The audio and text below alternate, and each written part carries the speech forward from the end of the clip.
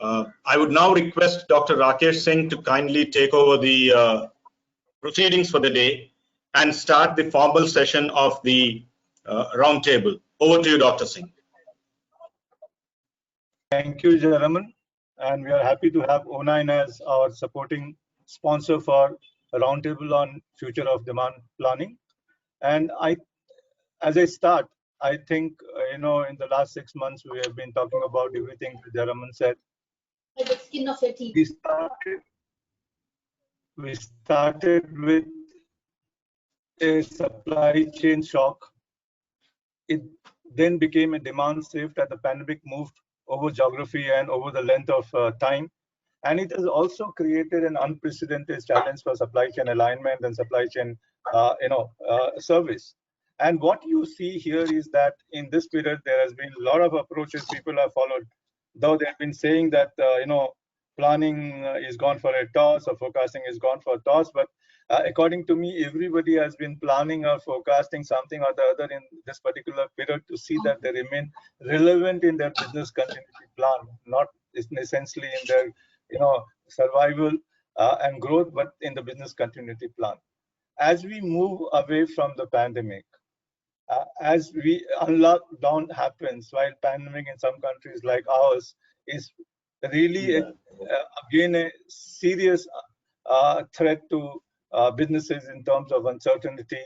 And also, if you look at what the global majors have been forecasting for India and most of the most infected countries, it is quite clear that we would be undergoing a recession when when we really start returning to normal in terms of life or pandemic. We would be facing livelihood and business continuity in terms of managing recession. And hence, we thought that we will put up a demand planning roundtable of people who really are in the fields of managing demand and aligning supply chains in order to deliver in such a difficult times. We'll also try to understand what goes in their minds in terms of, pandemic impact, but just not pandemic impact. The thinking, and there is a inflection point of thinking from the pre-pandemic to the post-pandemic, and understanding that inflection point is as a starting point for any debate that should happen even during the pandemic, and the inflection point again, which may happen, which must be very, very prolonged, which must be very chaotic, stochastic, uncertain, is how do you plan from here onwards? How do you forecast from here onwards? What do you do to your, planning approaches? How do you bring maturity into them? Did you have a mature SNOP, IPP, or even any other supply synchronization models like DDMRP? Or you were just fighting and you said you had everything? Is this the time to rethink the whole approach towards planning? And this is a very important time for the demand planning professionals to look at it, because if you look at the efficiency of demand planning from a global survey, what we find is that only 38% of them are actually satisfied with their demand planning. If you look at from the CEOs or from the overall perspective, the ability to sense as well as forecast demand, define decoupling points, optimize inventory turns, make sense out of data and clean dirty data and create good data, and inadequate technology deployment along with dealing with change management issues have been plaguing the success of demand planning in companies across the globe. Companies which have been able to make a difference have made difference to all this point. And hence this roundtable in an attempt to understand this inflection point in demand planning and its larger role in supply chain and business planning. As Mr. Jaraman said, higher level, it essentially means that how do we really marry this to the strategic planning, and what should be the role between the strategic plan and the demand plan or the supply chain plan as a whole? And how do we really see that, there is a clear, marrying of the objective of the larger goal, and hence growth is an important element. And all of us who are sitting here know that as we move forward, we will have a big question of not just managing supply chain, not just reacting to demand, but even managing growth and the subsequent supply chain challenges because of the intended growth that is important, and creating competitive edge in the distorted business landscape that would become very, very important. So we gave you the invitation to bring your wisdom to this roundtable, and as we move ahead in the roundtable, I thought let me start with a very simple point, a point which really talks about something which is pre-pandemic, which is certain basic. And we do our master classes, and for all of you who had demand planning, there's a little surprise. If you really ask about the role of demand planning, and largely role of demand planner in an organization, I think, and ask them to write it in 35 words, I think we have been seeing that, there's a very, very short-termist view of demand planners in terms of demand planning. So I thought, let us start our discussion point from pre-pandemic days.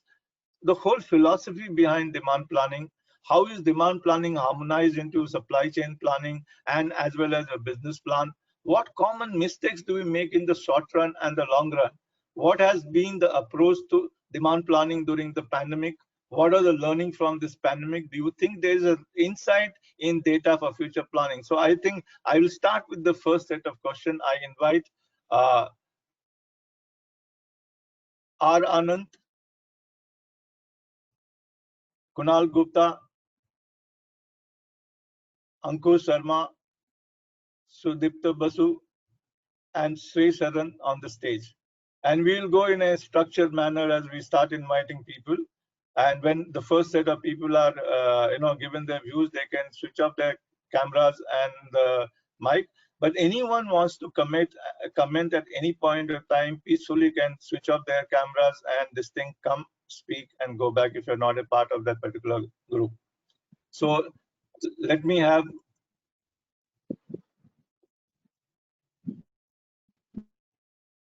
So can you all hear me?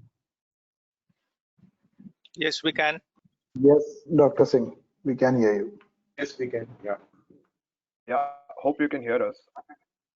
Yeah, I can hear you, but I can't see anyone. And I think, okay, that's a technical this thing. I have the name, so I'll start with that.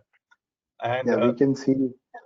No, we can all see him. We can all see them. Your video is not We moving. can all see you. So you are Yeah. still Yeah, that's fine. I think it'll come on and off. You can continue. all right. So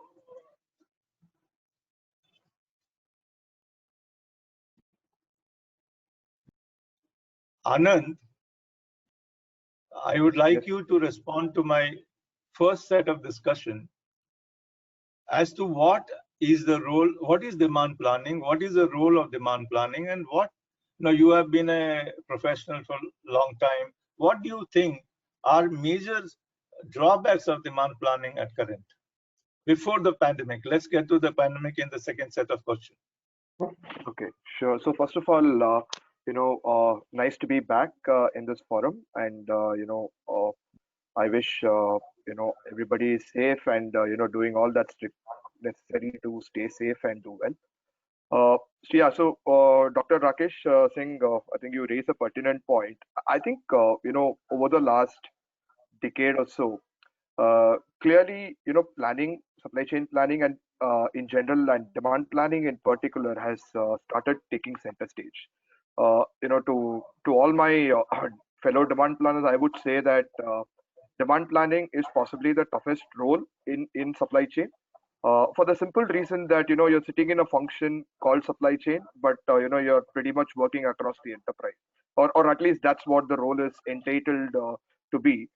And to me, a good demand manager is like a right hand to the MD and being the voice of reason.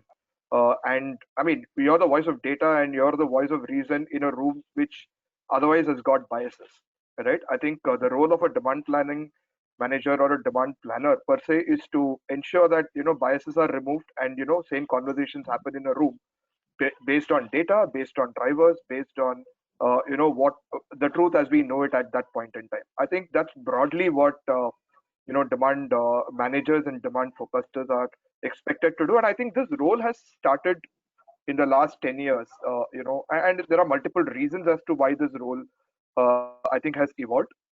For one, I think the computing power, the technology available, the kind of data that's possibly at our hands, and the ability to process that data in the short term, in the long term. I think there's been a huge change in that. I mean, I'm sure Jaraman will agree with me that when we were in the I2 days, possibly we had far lesser computing power than what we have today.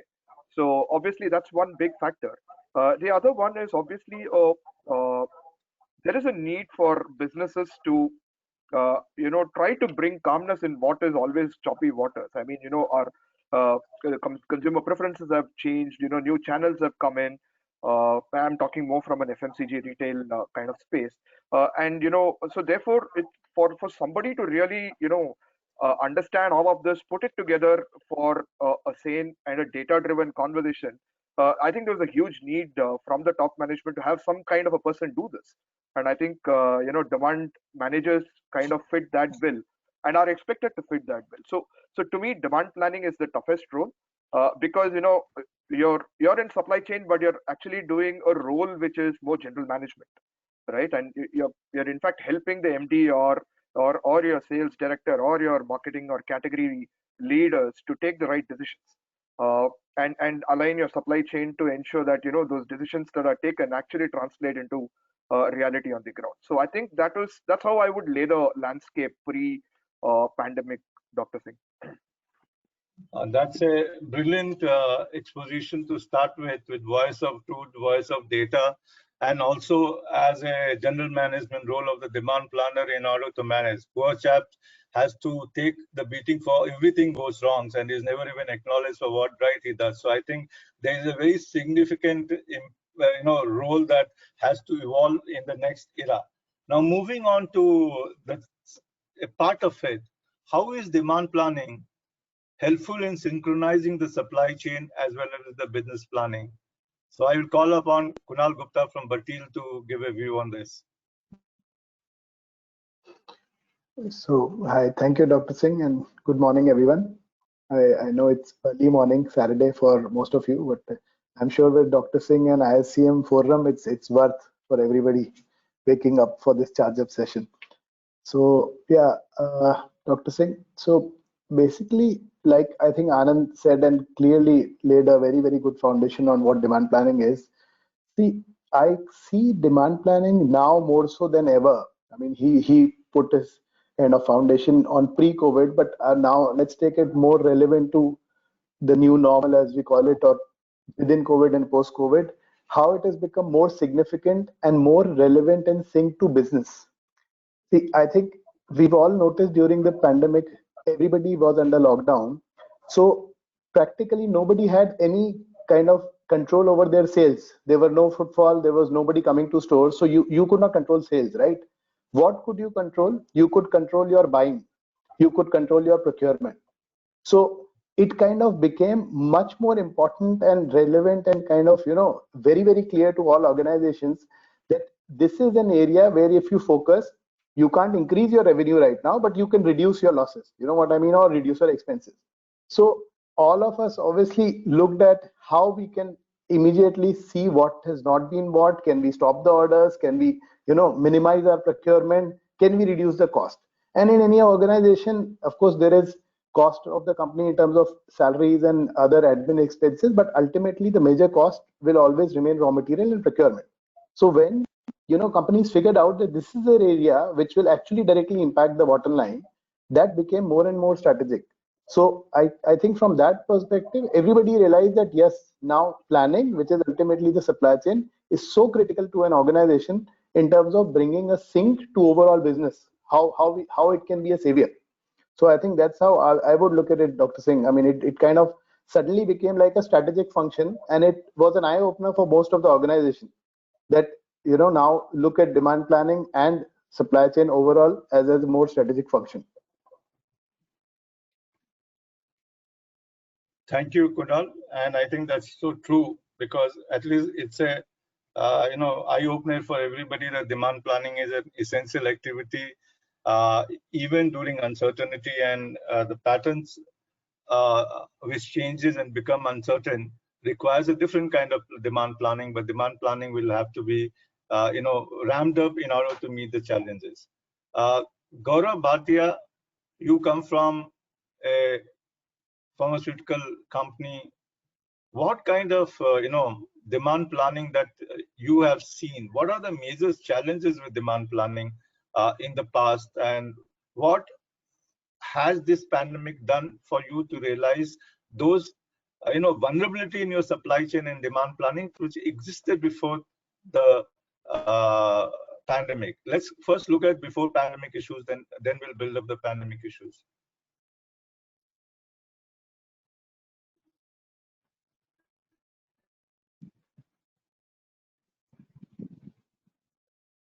I don't think we have Gaurav. Yeah.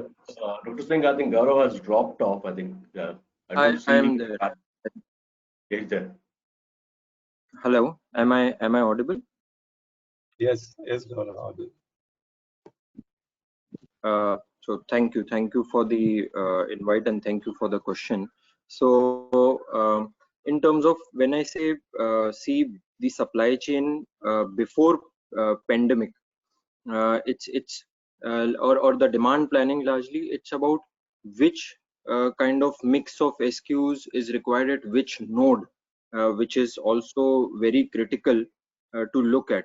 And honestly, demand forecasting and demand planning can never be 100% accurate, but it definitely gives you, I would say, agility and velocity in terms of where you want your products to be, and at which node and in how much quantity. That's exactly when we talk about demand planning.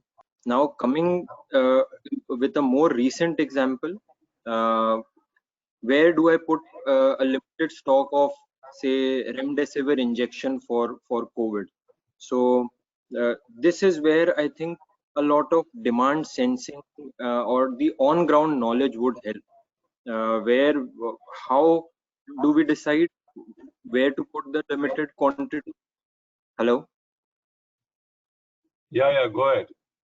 Okay, thank you. So where to put those limited quantities, and how do we decide which node requires how much, is now again giving me agility and velocity, while supply chain, the entire supply side, the manufacturing side have to gear for it, but at the same time the demand planning, the entire forecasting, the demand sensing piece will give me the direction or the velocity in which node should I put it.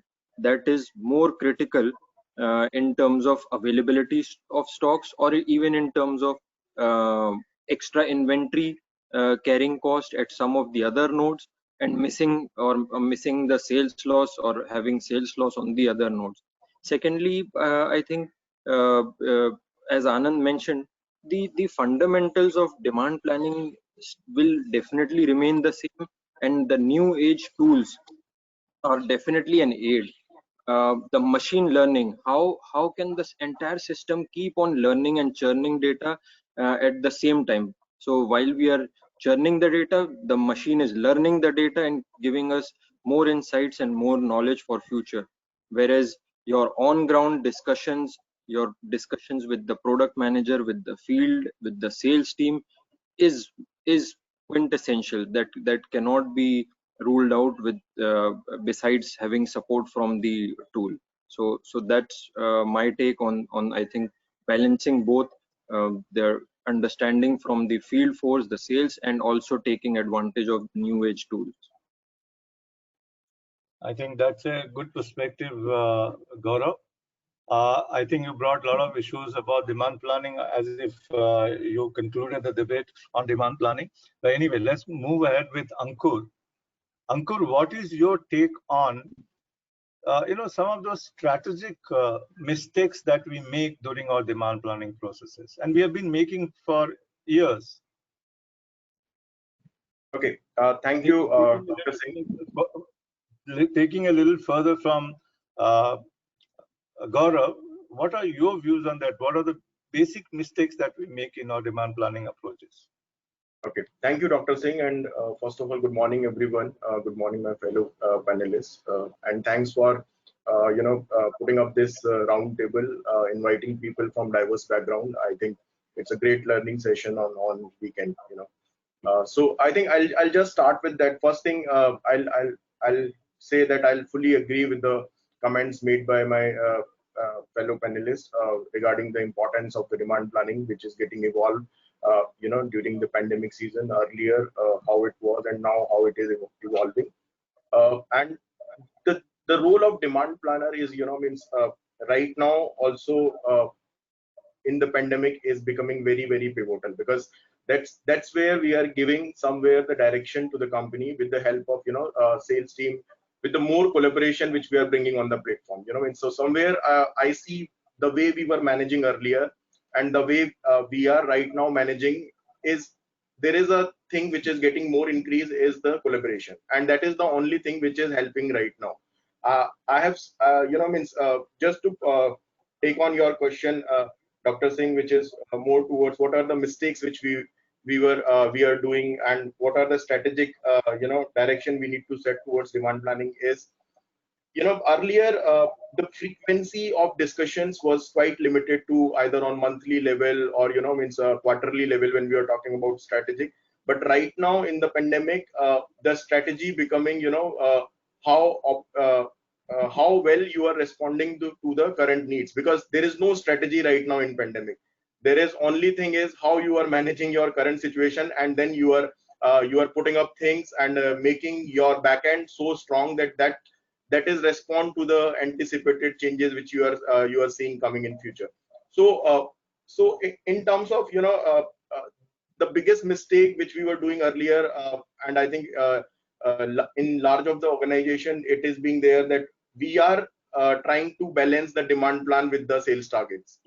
So when you try to do that demand plan with the sales targets, then you are somewhere putting up that ambiguity in the whole system, where your backend is not having that visibility of your actual demand, which is coming from the consumers or coming from the coming from the market. So that's where the slight change which I see and which we also have done in our system, that okay, we need to build a trust between the functions, where largely onto the sales side, that guys, don't worry about what you are forecasting or what you are putting up as a sales plan, the visibility which you are giving in. Don't worry about your targets. Let's somewhere come together and put up a scenarios. Okay, so if say for example you are seeing the situation will going to continue like this for another 2 weeks, 3 weeks, or another 2 months, 3 months, what is our optimistic view towards that situation? And if that optimistic view continue, what is required on the backend side to strengthen that, to change, to respond on that demand. So that was the first move, and then there is something is realistic or worst case scenario what we see. If say for example you don't see anything coming in and situation will continue to do that, your backends are ready, but then on that side you need I'll agree with the Kunal's point, which was more towards controlling your bottom line.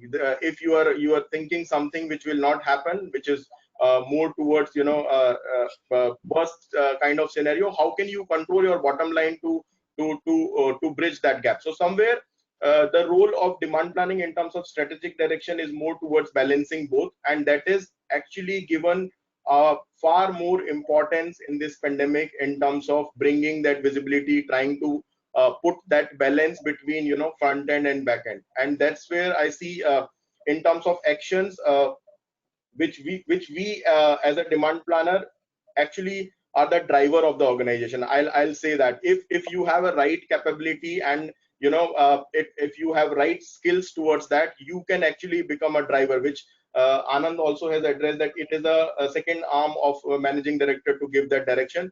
And actually, I have seen that in the pandemic, it is really given that importance, that if you have ability to turn out, giving that right visibility with the right set of data, with the help of technology, bringing the right visibility to the leadership, means rather than going with the gut feelings or emotions of sales or whomsoever, but putting up the things with the right insights from the data and trying to give that vision to move forward. So that's where I see the role of demand planning is getting evolved, and bringing in more and more expectations from the role now, beyond means only generating the forecast or becoming a statistician. I think Ankur, I think you've added an amazing insight into the role of demand planners and also what demand planning hence would be. I have seen that in a major company that we did some work for, it was a sales-driven organization in the real sense of the term. And when the order is to come from anywhere to any factory, they had to be served without looking into equation whether the cost to serve is good enough indicator to even serve the product. So I think that kind of a distortion in the supply chain exists in the Indian firms. These are major firms that I'm talking about. I cannot name them, but I think it is very essential that we move away from purely orders and appeasements and sales focus to a very balanced focus of rationality within your demand analysis, and give reason, as Anand said, good data and right visibility, and drive the process of demand planning as the driver of the, even in the top management, as Jaraman said in his opening remark, higher level for a solution provider essentially means that the top management should really know that. So I think that is a good way. But I think again, I'll go back to Shrey. Shrey is the youngest of all of you here. And I think he made a very lovely presentation during the last year IBP session on demand planning and forecasting forum. Shrey, the question is to you. What are the major critical mistakes we make while adopting a planning approach? And why do we need to adopt a planning approach? What are the major mistakes when we move from a level of first level of maturity to the other levels of maturity? This is what I mean. Right. Good morning to all my fellow panelists. Thank you, Dr. Singh, for this opportunity. So first, before I get into the mistakes, I'll just spend a couple of minutes on how the function has evolved from two aspects. So one is within the supply chain, and to being a key business partner, right? So within the supply chain, the expectation from demand planning was the function that would give inputs on which the production runs, MRP deployment plan would be run, right? And as supply chain has evolved to be a function which impacts both top line and bottom line of the organization, demand planning really has become the nerve of the supply chain organization. Right, so there is no other sub-function or sub-vertical in supply chain which would impact customer service or inventory, or if I talk of bottom line, wastages more than demand planning. Right, so that's how the stature has grown within the supply chain organization. When I talk about how it has evolved to be a business partner, fellow panelists have mentioned that this function has the capability to be the right hand of the managing director. We are in a situation wherein we don't really know of what is to happen in the next 3 months, 6 months. And when we acknowledge that, what becomes important is that we prepare a lot of what-if scenarios. We prepare a lot of BCPs. We prepare a lot of action plans contingent to how the situation evolves. And in that planning, demand planning function is taking the pivotal role across the organization, or has the capability to do that, right? All the organizations would be extremely choiceful in deploying their funds right now. The demand planning organization has the right levers to indicate if there is a rupee that is to be deployed, what is the right way of deploying it. And in that sense, it becomes a decision enabling forum which impacts the complete P&L of not just supply chain but the organization.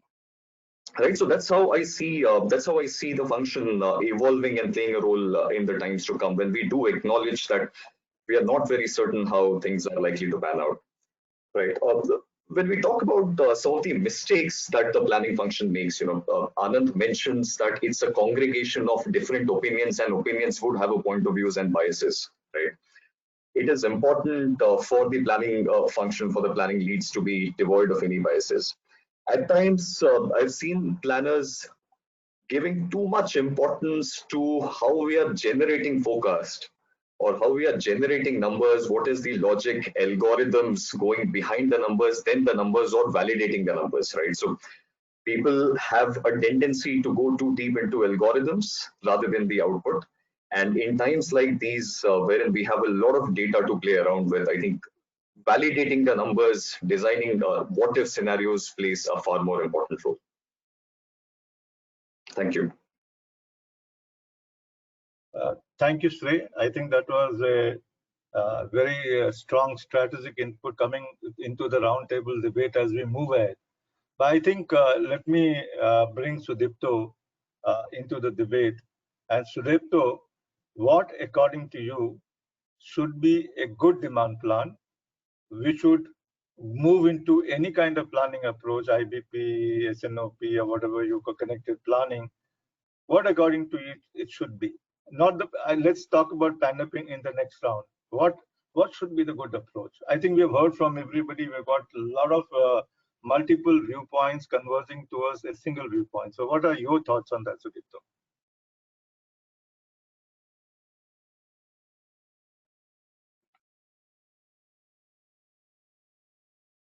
Can you hear me?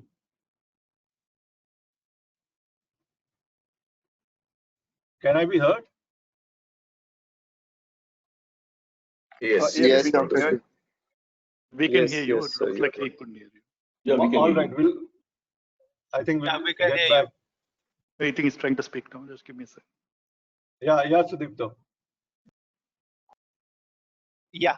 Hi. So thanks, Hi. thanks, Dr. Rakesh, for the opportunity. And I've been hearing the fellow panelists for quite some time. I think some pretty good insights which is coming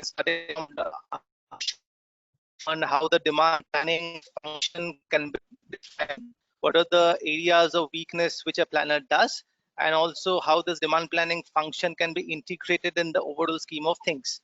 I would like to point out the first point, which is basically on the errors which the planners tend to make.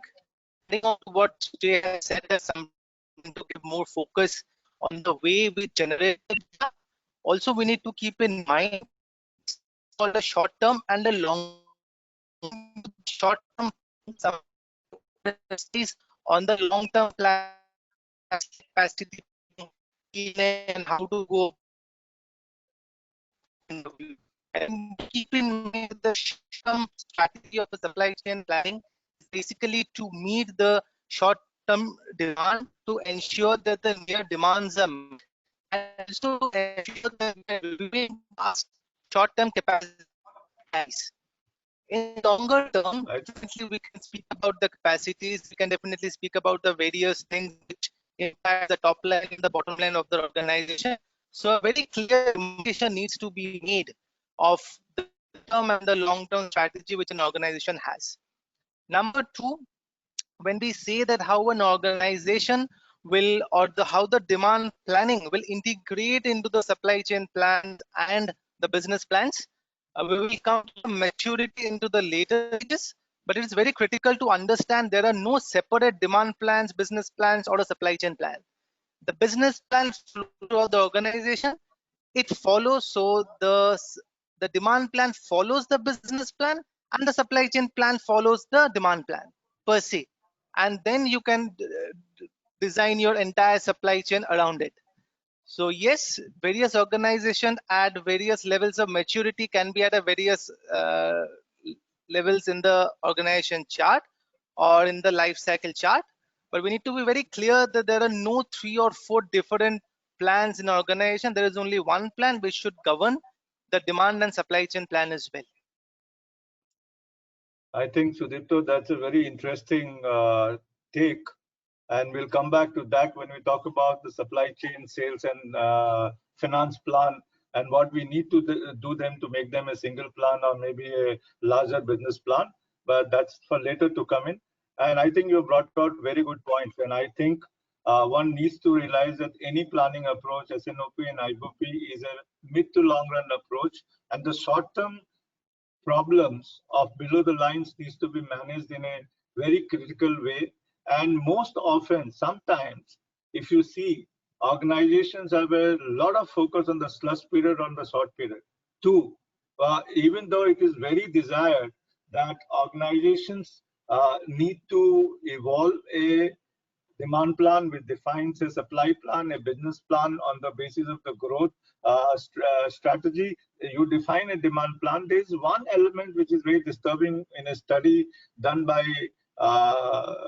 University of Pennsylvania. We find that large number of good organizers, 38%, takes a role of budget as a process input, but most of other organizations align themselves to the budget inputs. And I think that's a very, very critical areas of concern in planning. And I think we need to be really, when we start with this, these are all that have been happening over a period of time. And the last area that I think is also a very important area is lack of discipline on focus improvement. And all these 38% of the companies which are successful demand planning companies have focused on best processes, start the cycle by reviewing customer service data and analyzing the root cause of order failures. And I think all of you have said that in one form or another. So I think when we start looking at pandemic, there is a need, I think, according to me, that we look at these basic drawbacks of your supply chain planning lying in your larger business planning, and hence these needs to be also corrected apart from congregating in a war room and thinking about the pandemic and the post-pandemic. And I think that this is something that we really need to take it forward. Moving to the next set of questions to the same set of people. But before that, I would suggest if anybody in the panelists would like to come and comment on this quickly, they can just switch off their cameras and come and make a point if you can add some value here.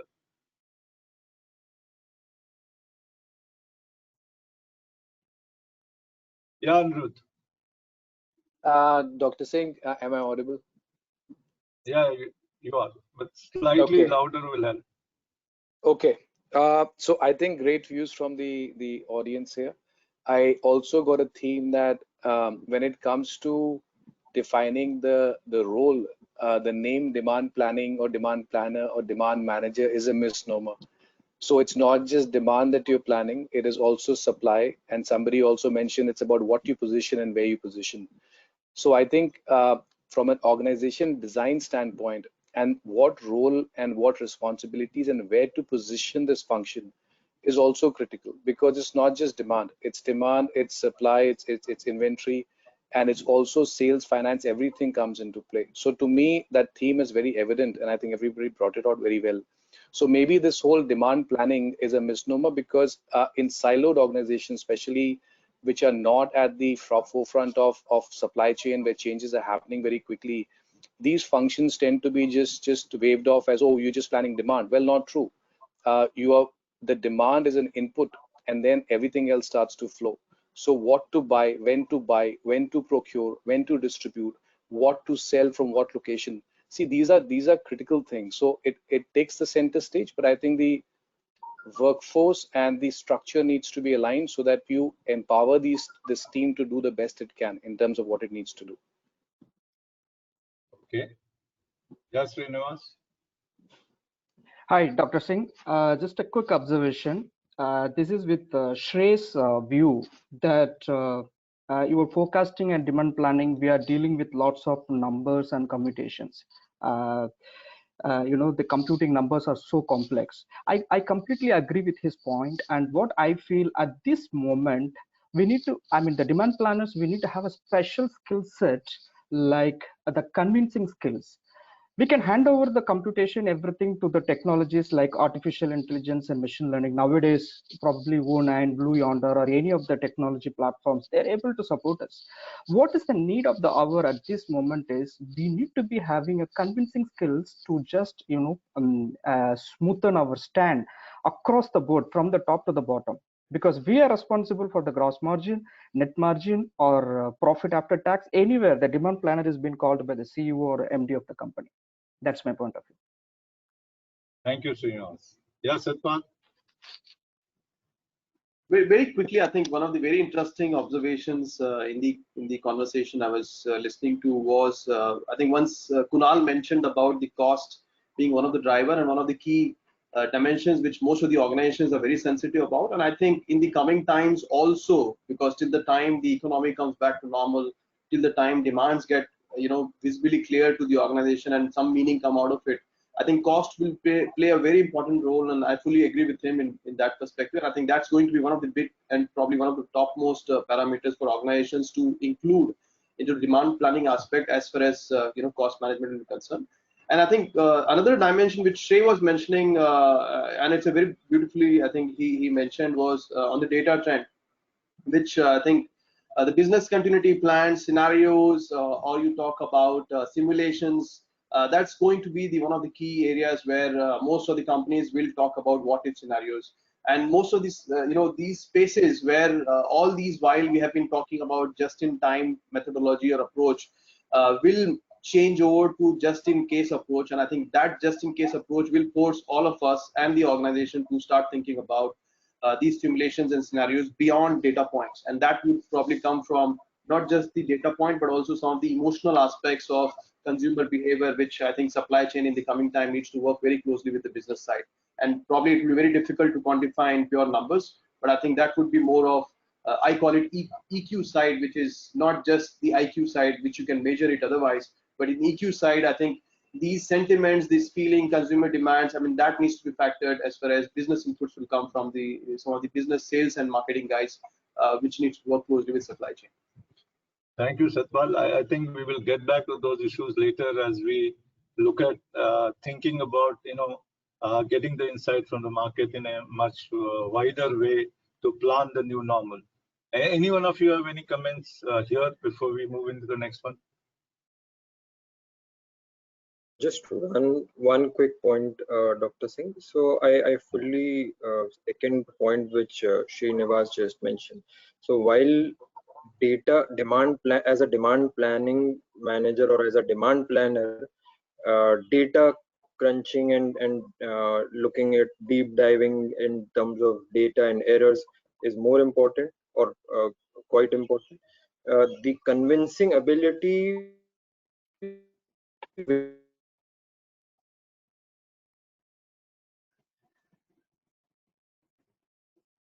Gaurav, you have gone silent, so I think we'll take it forward. Anyone? Anand, do you have a view? I think everybody's point of view is very valid. I think it only underscores and undermines and makes it more important that we invest time, energy, talent, and organization in demand planning as a function, because more and more it's going to be fulcrum. I mean, it's about having that analytical ability and also the kind of articulation and facilitation skill, if I may use that word, in order to orchestrate decision making and make sure that the MD's vision and the plans at a strategic level are actually all the way deployed in a manner which is robust and also gives you enough room to work through some of those scenarios, and if some of those scenarios come through, then you know exactly what needs to be done, right? So I think it's a critical function, and I think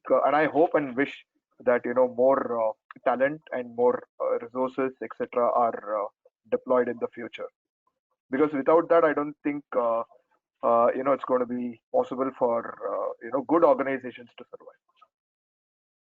All right, Anand. I think that's a good summary. Dr. Singh, Anyone else? I'd like to add something I don't know, maybe you're covering this later in the day today, but see, I want to take it one step ahead now that, see, we are all talking about, of course, demand planning and their importance and the strategy.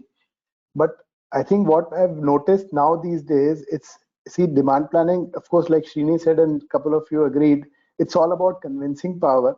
I think it's more about now how planning actually kind of determines or drive some of the things in terms of having a new business strategy altogether.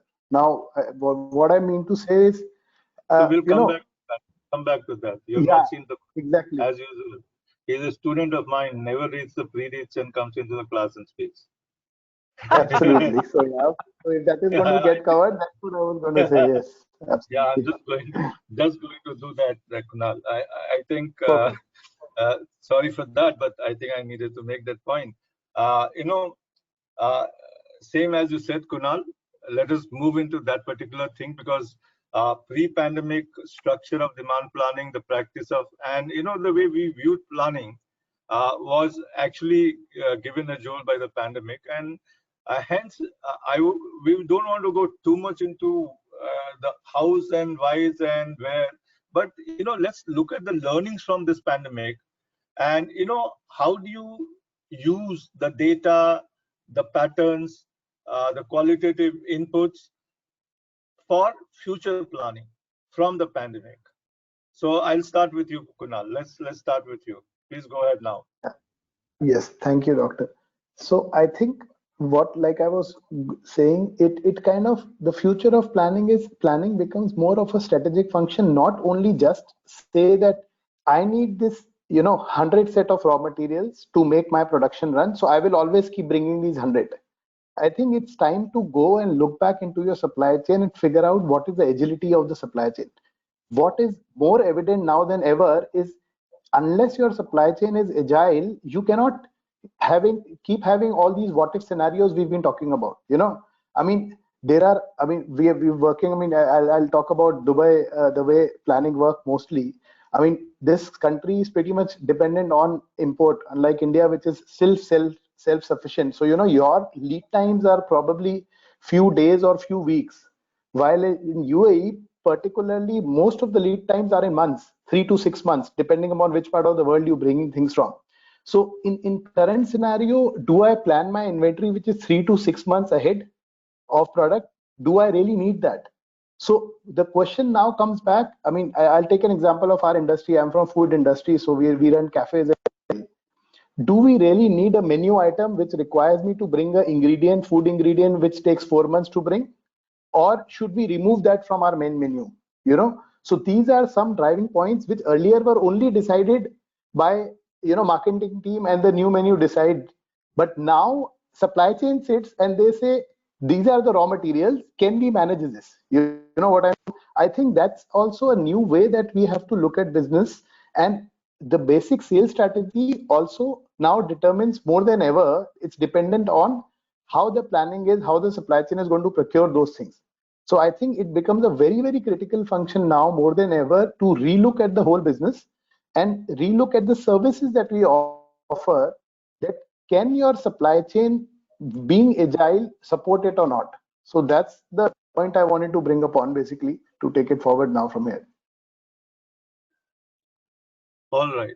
I think global supply chains are here to restructure. I think we are seeing all these things, and even the pandemic has forced people to look at alternate source and quickly secure a supply base within the nearest location. So I think that these challenges are there, but there are also challenges of, if there are no options, then how do you manage the single source and other things? And I think in the demand planning, one of the most significant part of demand planning that cannot be made agile is sourcing from global supply chains, and hence you need to have an alternative, as Kunal rightly said. Absolutely. Shrey, what are your views on the pandemic behaviors and patterns that would emerge for planning henceforth? Right, Dr. Singh. So, with your permission, before we look at the future, it's good if we take a step back and see what has changed, right?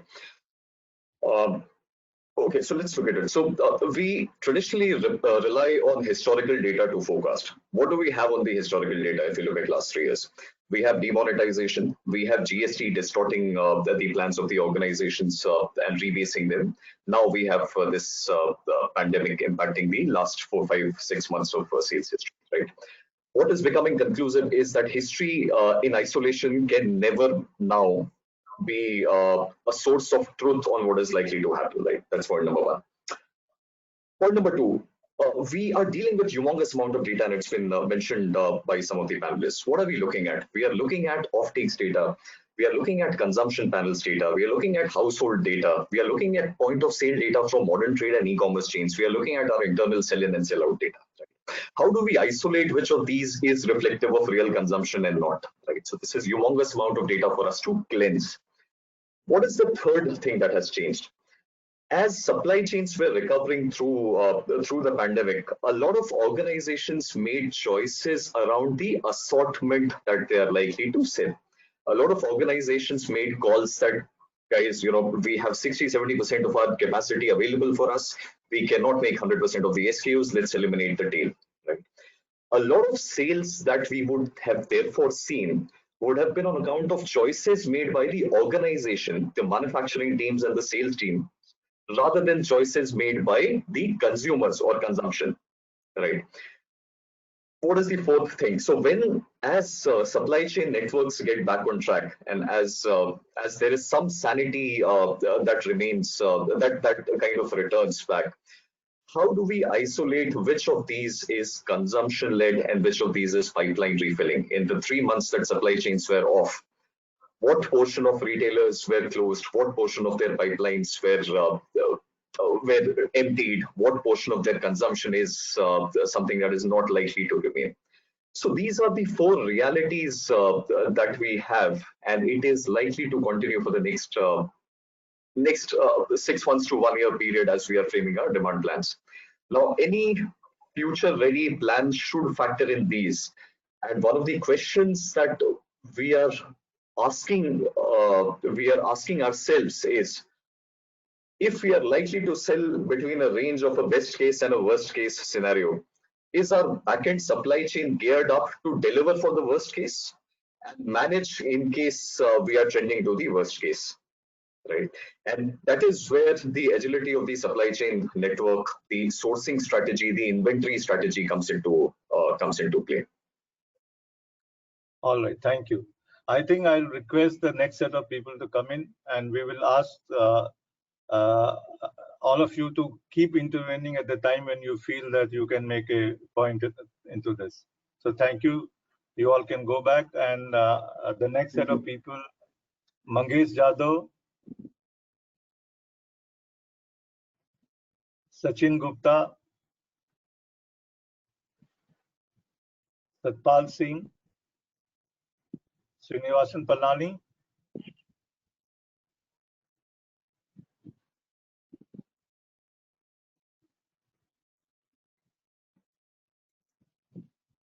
all right, so thanks for being here, and I think we'll continue with the second question. What are the learnings from pandemic? Let's not prescribe a strategy post pandemic right now. Let's explore over a period of time. I know thinking about strategy is the easiest way to do, because the prescriptions are always simpler. Let's go a little deeper into the pandemic and get your views, and also the views of other panelists if anyone wants to have a go. So I'll start with Mangesh. Mangesh comes from pharmaceutical and GSK, and I think let's start with pharma company. Call चल रही, please बाहर चले जाओ, please 15 minute. Hello. Yeah. Hello. Hello. I think the rest of you can mute this thing. When you are speaking, you can keep the mic on, so we won't get the outsider in view of the noise. So Mangesh, we start with you quickly. Sure. Thanks. First, thanks for this opportunity to be a panelist on this panel. And see what has happened is I wouldn't say that this COVID is a black swan event, because it does not qualify technically in terms of definition. But then it is no shorter than that. The amount of disruptions that has brought in the way we do the business, the way the supply chain runs, I think there will be a paradigm shift in the way we do the planning. And like in the Gregorian calendar, you have an BC and AD. I think this pandemic is capable of bringing that, like before COVID and after the disease, kind of that paradigm shift in terms of the way you plan, right? What it has changed, this pandemic, what it has changed is it has typically changed the way in which the consumers behave. As I think Jayaraman was saying, that the channels have changed. We are shifting more towards e-commerce. Even people who are buying the groceries, they are not going to the D-Marts kind of thing, but they are moreover going to the local grocery shops. So there is a shift from a modern trade to a general trade. As Dr. Singh, as you rightly said, there is also an economic downturn. I was talking to a few of my friends in the CPG industry, and they say that while some of the areas they see that their demands are under pressure, like shampoos as a segment, but at the same point in time, they see a peculiar behavior there. Now that behavior is saying that the sale of my bottled shampoo is going down, but my sale of my sachets is picking up, which means that the buying power of people has been going down, and which is the suggestive of a recession. So these are the things that the pandemic is bringing in. Even the demand planning or the forward demands are under pressure. So I hear a lot from my friends saying that, oh, you belong to a pharma industry, right? So you're in a perfectly sweet spot. You're good, and you must be thriving.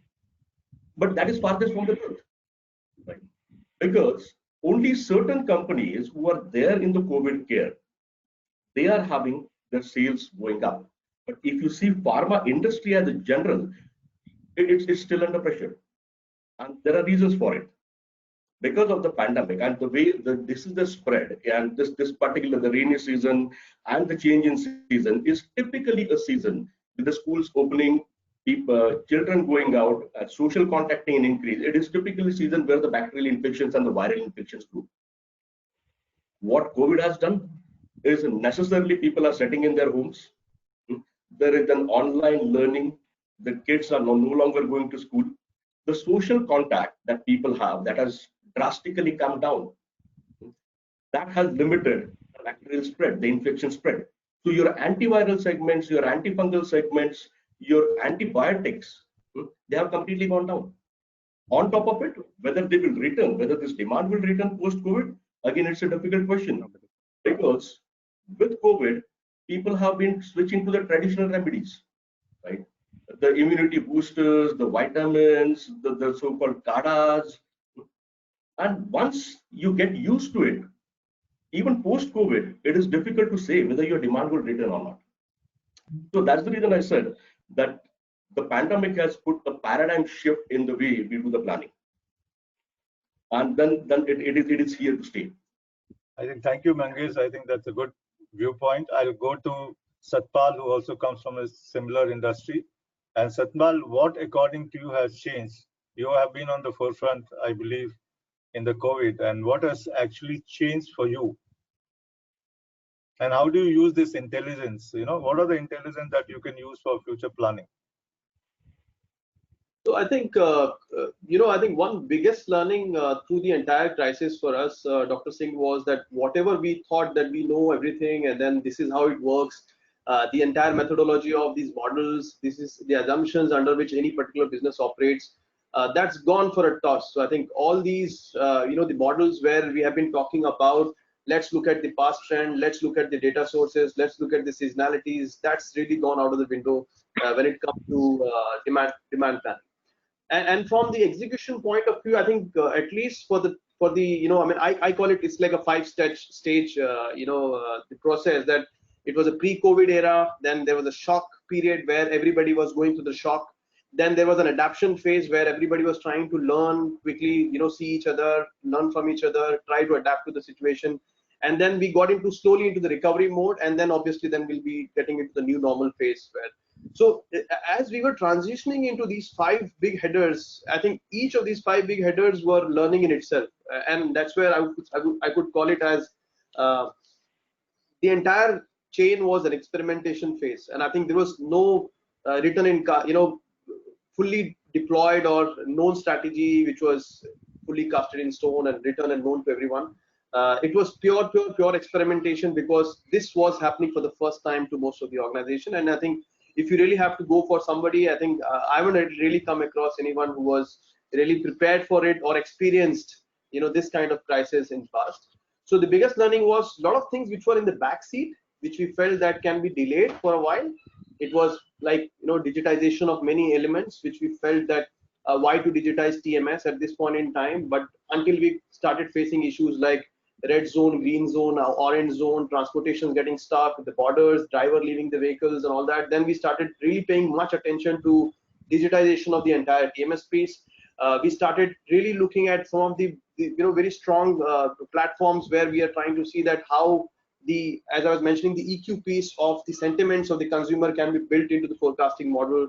So these thoughts were there. It was not that it never existed, but it was not there in the priority. And then with the COVID coming in place, the only big change which I am seeing personally is that these priorities are now coming in front, and there is a big push being given to the digitization in every aspect of the business, which can only add to the visibility of the entire supply chain, and for the most simple reason that the agility piece would evolve out of these activities which will be shaping up.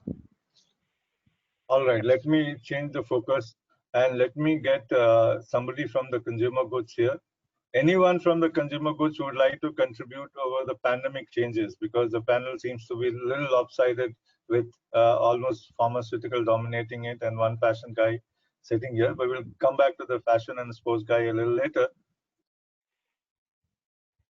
Yeah, Nimish. Yeah. Can you be a little louder? Thank you, Dr. Singh. Yeah, thank you, Dr. Singh, and my fellow panelists. I think while we are talking about the changes, the basic premise which we have to look at is how is the consumer behavior changing. Now, in the last 3-4 months, what the big themes which have come out are, first one is that a lot of the people in the metro towns are doing a pantry buying, which essentially means that they are buying the bigger packs so that they secure their own consumption, because they are not going out to buy things, be it DMart or the FRLs of the world. This is one key theme which has come out for FMCG industry. Another one is that because cash is something which most of the consumers are trying to spend less, and hence they are trying to buy non-premium products. Now, this is something which most of the households are trying to do to save the cash on hand. The third piece is around the transition of population from the metro to the rural towns. What we have seen in the last 2-3 months is that the packs which were smaller in size, their velocity has increased because the population which was sitting in, say, metro towns or the semi-urban towns are now moving to rural towns, and that is where our ability to service them has come into focus. So these are the 3 large themes which we are seeing from a consumer buying pattern point of view.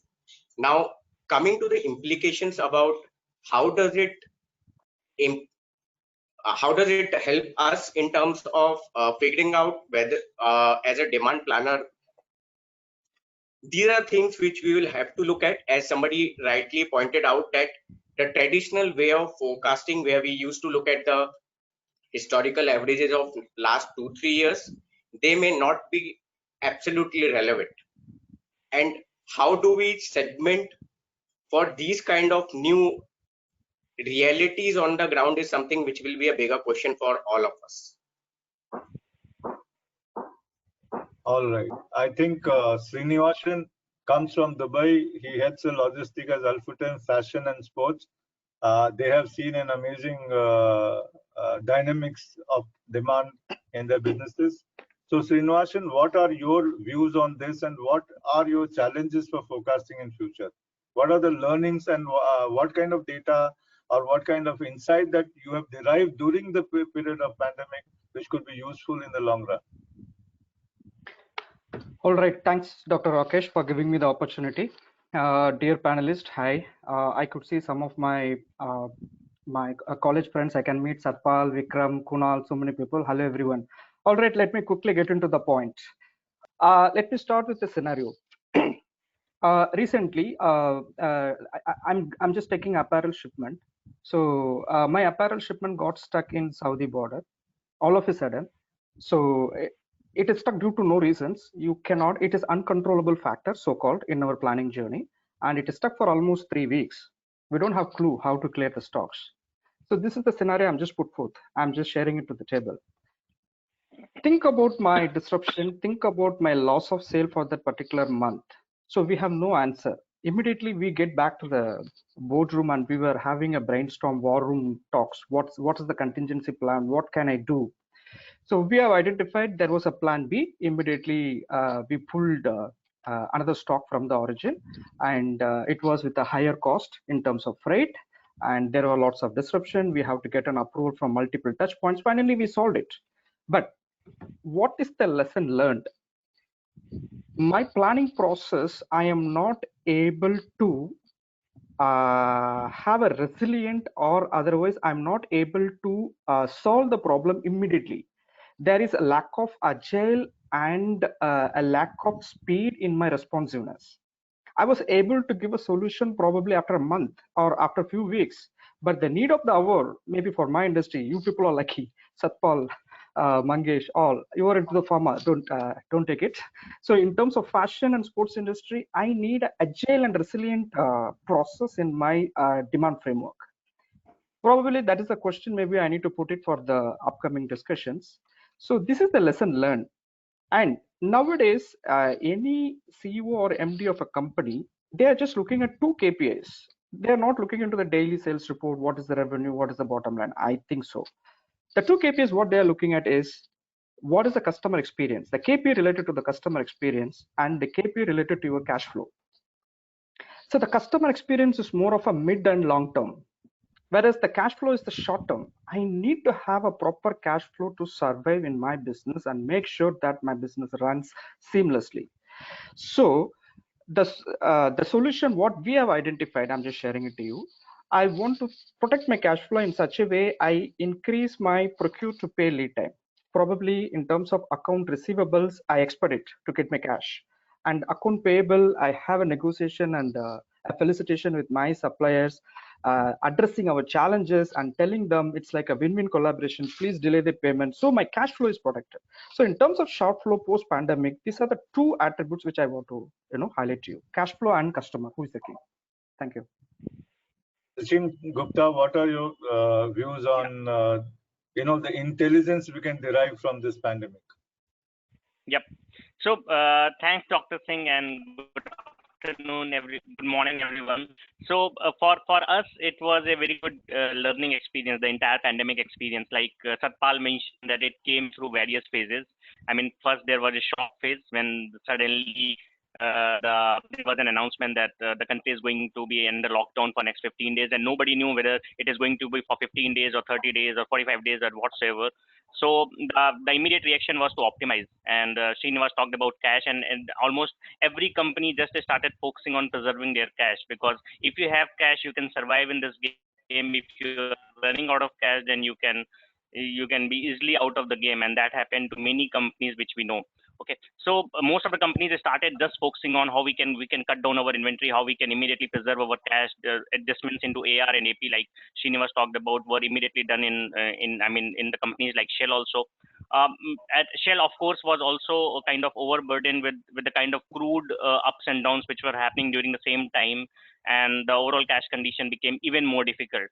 So now what, and I mean, just to give you perspective, that at any point of time for companies like Shell, there is 1 month of raw material, or more than 1.5 months of raw material is always on high seas. So shutting down anything at one point of time it's not so easy. So then in the first phase, the important thing which plays out there is, if you have a BCP, do you have a business continuity plan?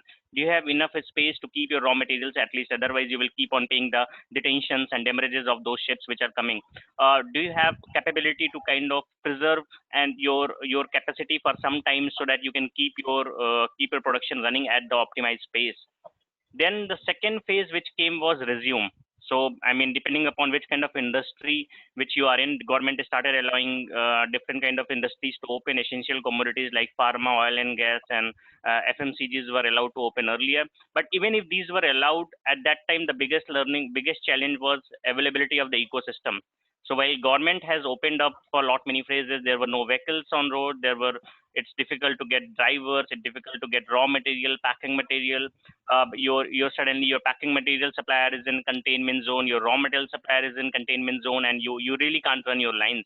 So the biggest learning is about having a reliable supply chain, or about having, you can kind of say, integrated supply chain. How integrated and reliable is your backend supply chain? How you can recover your stocks of raw material and packing material faster? Do you have agility and flexibility there in your backend supply chain? Plays an important role. Third piece, which the third piece, which in fact Mangesh also covered, was that now the third piece was about recovering. In recovering phase, the consumer and customer needs have changed a lot in this pandemic era. I mean, the earlier forecast or earlier plans which we had drawn pre-pandemic area were not at all valid. Now it depends upon what kind of demand sensing ability your organization has to sense the new customer needs and immediately reflect that in your ability to adjust your supply plans and your distribution plans. That played a really important role in terms of your recover phase, because what exactly you might have planned to produce pre-pandemic may not be relevant to the customer now. And I mean, in case of oil and gas industry, there are a lot many automobile companies. I mean, the biggest market share is held by the automobile companies, and how your demand picks up in the engine oil segment and all. But that was completely crashed down, and the demand was picking up towards the industrial segment. So that kind of changes can also happen only when you have got a specific demand sensing capability in the organization, so that you can understand the customer need, collaborate, and immediately reflect into your overall supply chain. So that was the third, you can say, learning which we could adopt to. Thank you, Sachin. That's a good perspective.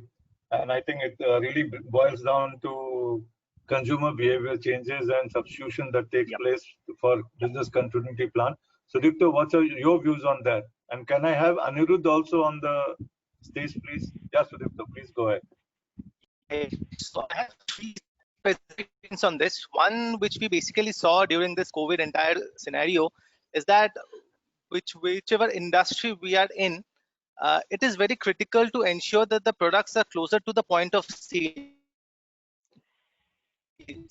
Which means that after the GST, we basically saw a lot of consolidation being initiated across the entire supply chain space in terms of our warehouse position.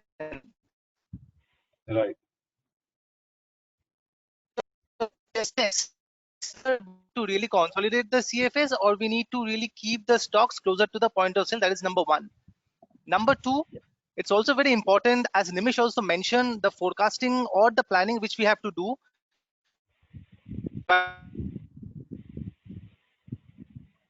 I think, Sudipto, your mic is bad, but you've already got your viewpoint. You already got your viewpoint. We'll come back to you. Just try to see so that we can fix your mic. Sure. Anirudh comes from an automobile sector which was already affected earlier, and pandemic was icing on the cake, Anirudh. So what are your thought process on the trends during the pandemic, and you being a data analyst or ML expert, what are the kind of insights that we can derive, not what we can use, what we can derive? Yeah, thank you, Dr. Singh, and a warm welcome to all the panelists. When it came to the automobile industry, what we realized is that, as somebody mentioned, all the plans which you had in terms of people coming to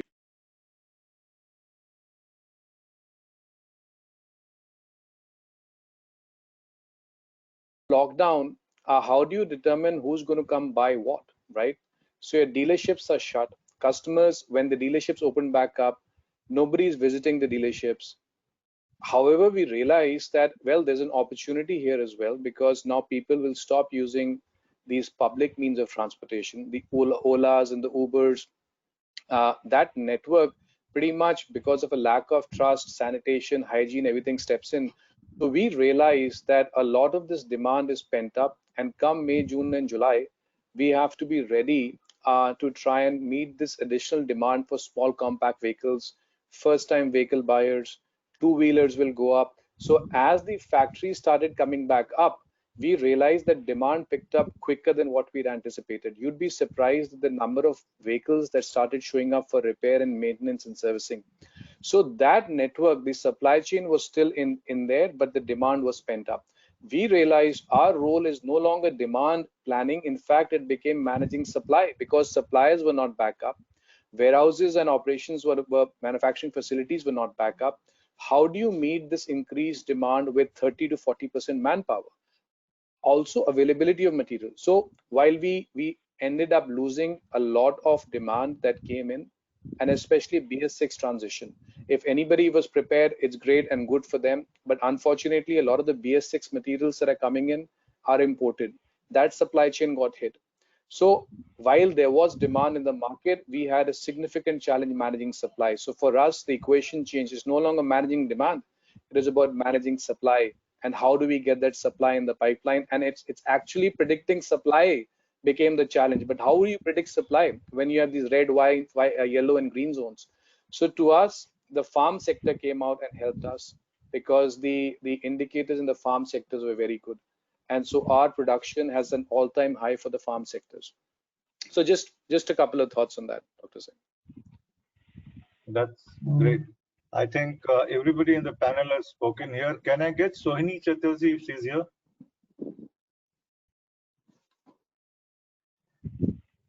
Anirudh, in the meantime, I would like to add on what Anirudh said, right? So primarily all these panelists, even previously Anand, Kunal, Ankur, and even now Satpal, Srinivasan, and Sachin, they were talking of agility. Now, this adversity has also thrown up an opportunity. And I would like to bring some examples from some industry. I was talking to some of the guys in the apparel industry, incidentally, right? And agility is the single best thing that has made supply chains face this challenge in a better way. So it cannot be built overnight, right? So I was talking to a guy in apparel industry. These are primarily into the garments, the undergarments, the shorts, and their demand had suddenly gone up. Along with that, another thing is they said our supply chains are quite good.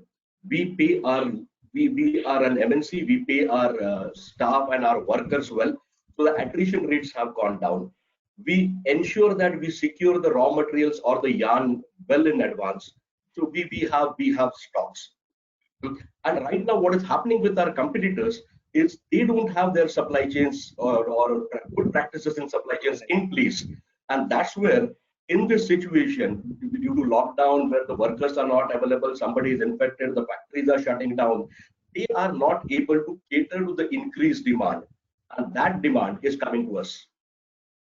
So it's actually a demand boost in this adversity. So Mangesh, great point. I think one of the things that we found is, because of the pandemic, whoever had a good stock of raw material inventory was actually able to gain higher market share. It is the reverse of what anybody tells you.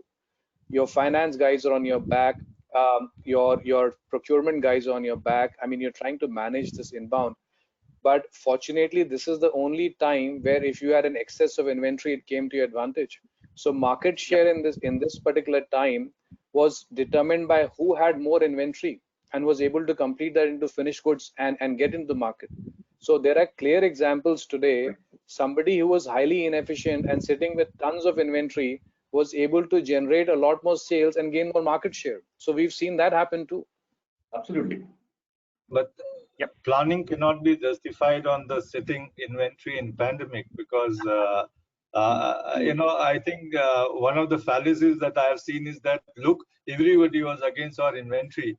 Anirudh, you know analytics well.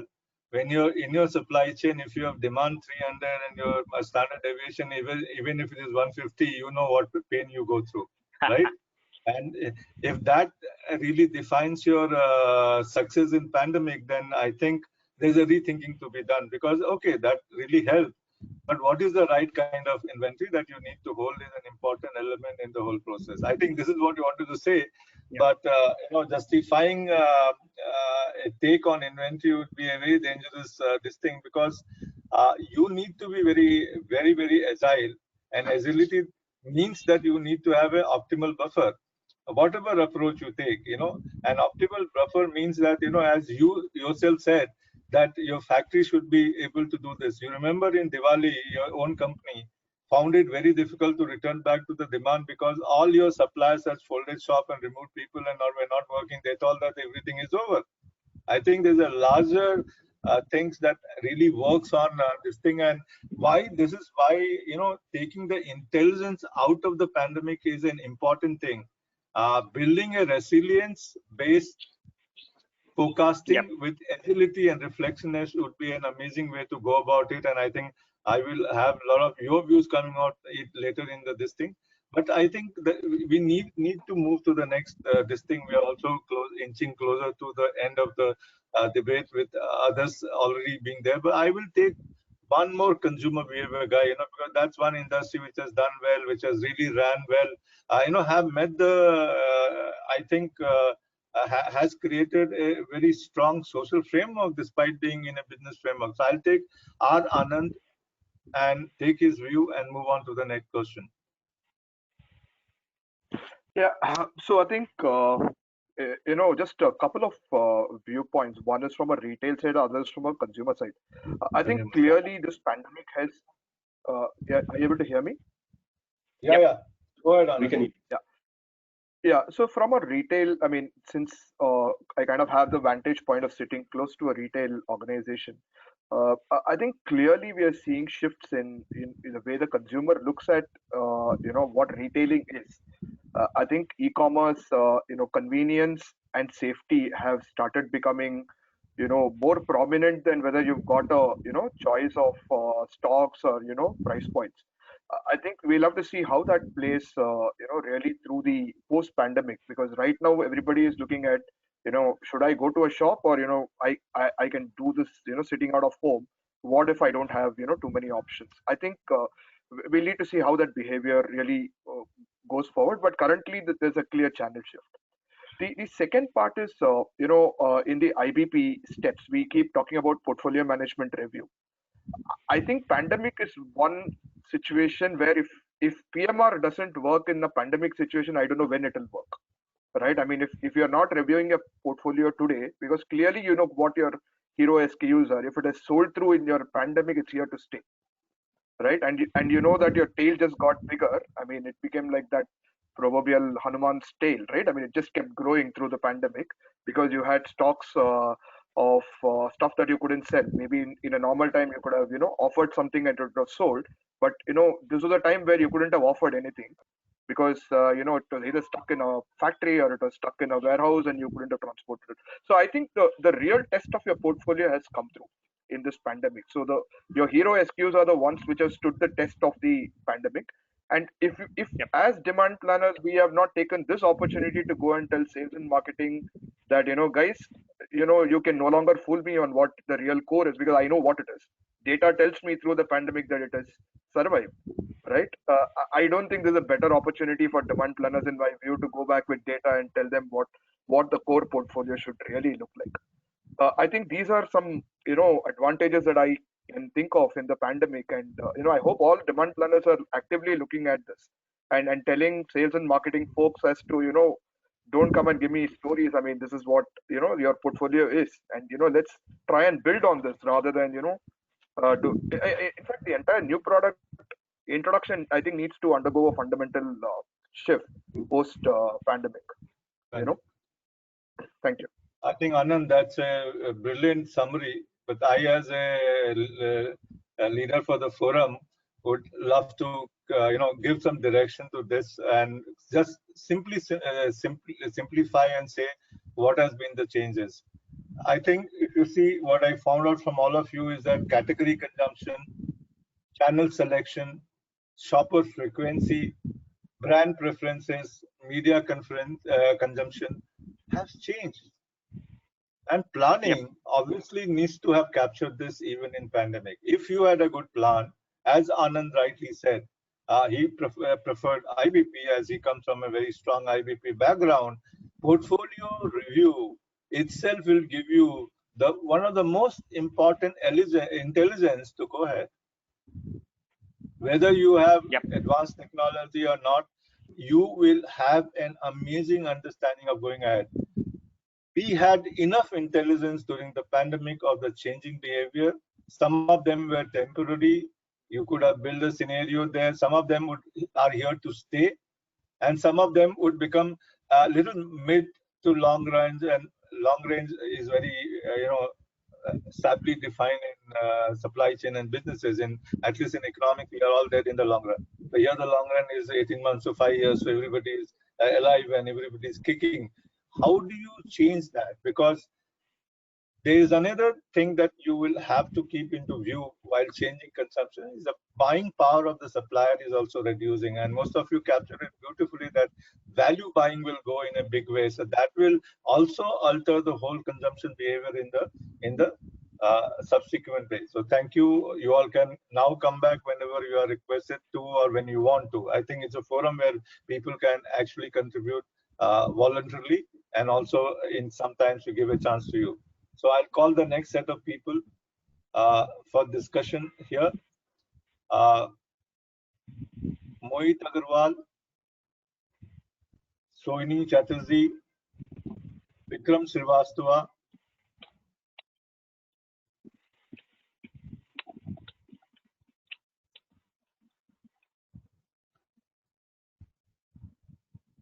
then Abbey Thomas. I would like Abbey to join here, and Manoranjan Naik if he's here. I would like all of you to join here for the next set of discussion. And Dr. Singh, Sohini is not there. All right, so rest of them can be here and we can take it forward. No problem. All right, so hi to everybody. Abbey, one point that really came up and I wanted to call you, but I thought I'll talk to you a little later, breaking the rule of the sequence. What kind of substitution has been done in your procurement to fulfill your demand in the market? I think there is some significant challenges that Kellogg faced. So what kind of substitution, if you know about it, and you can tell us, how, this planning was done in the that short period of 6 months, 4 months as such. Thank you, Dr. Singh, and good afternoon, everyone. There's some is there a problem without? Can you hear me now better?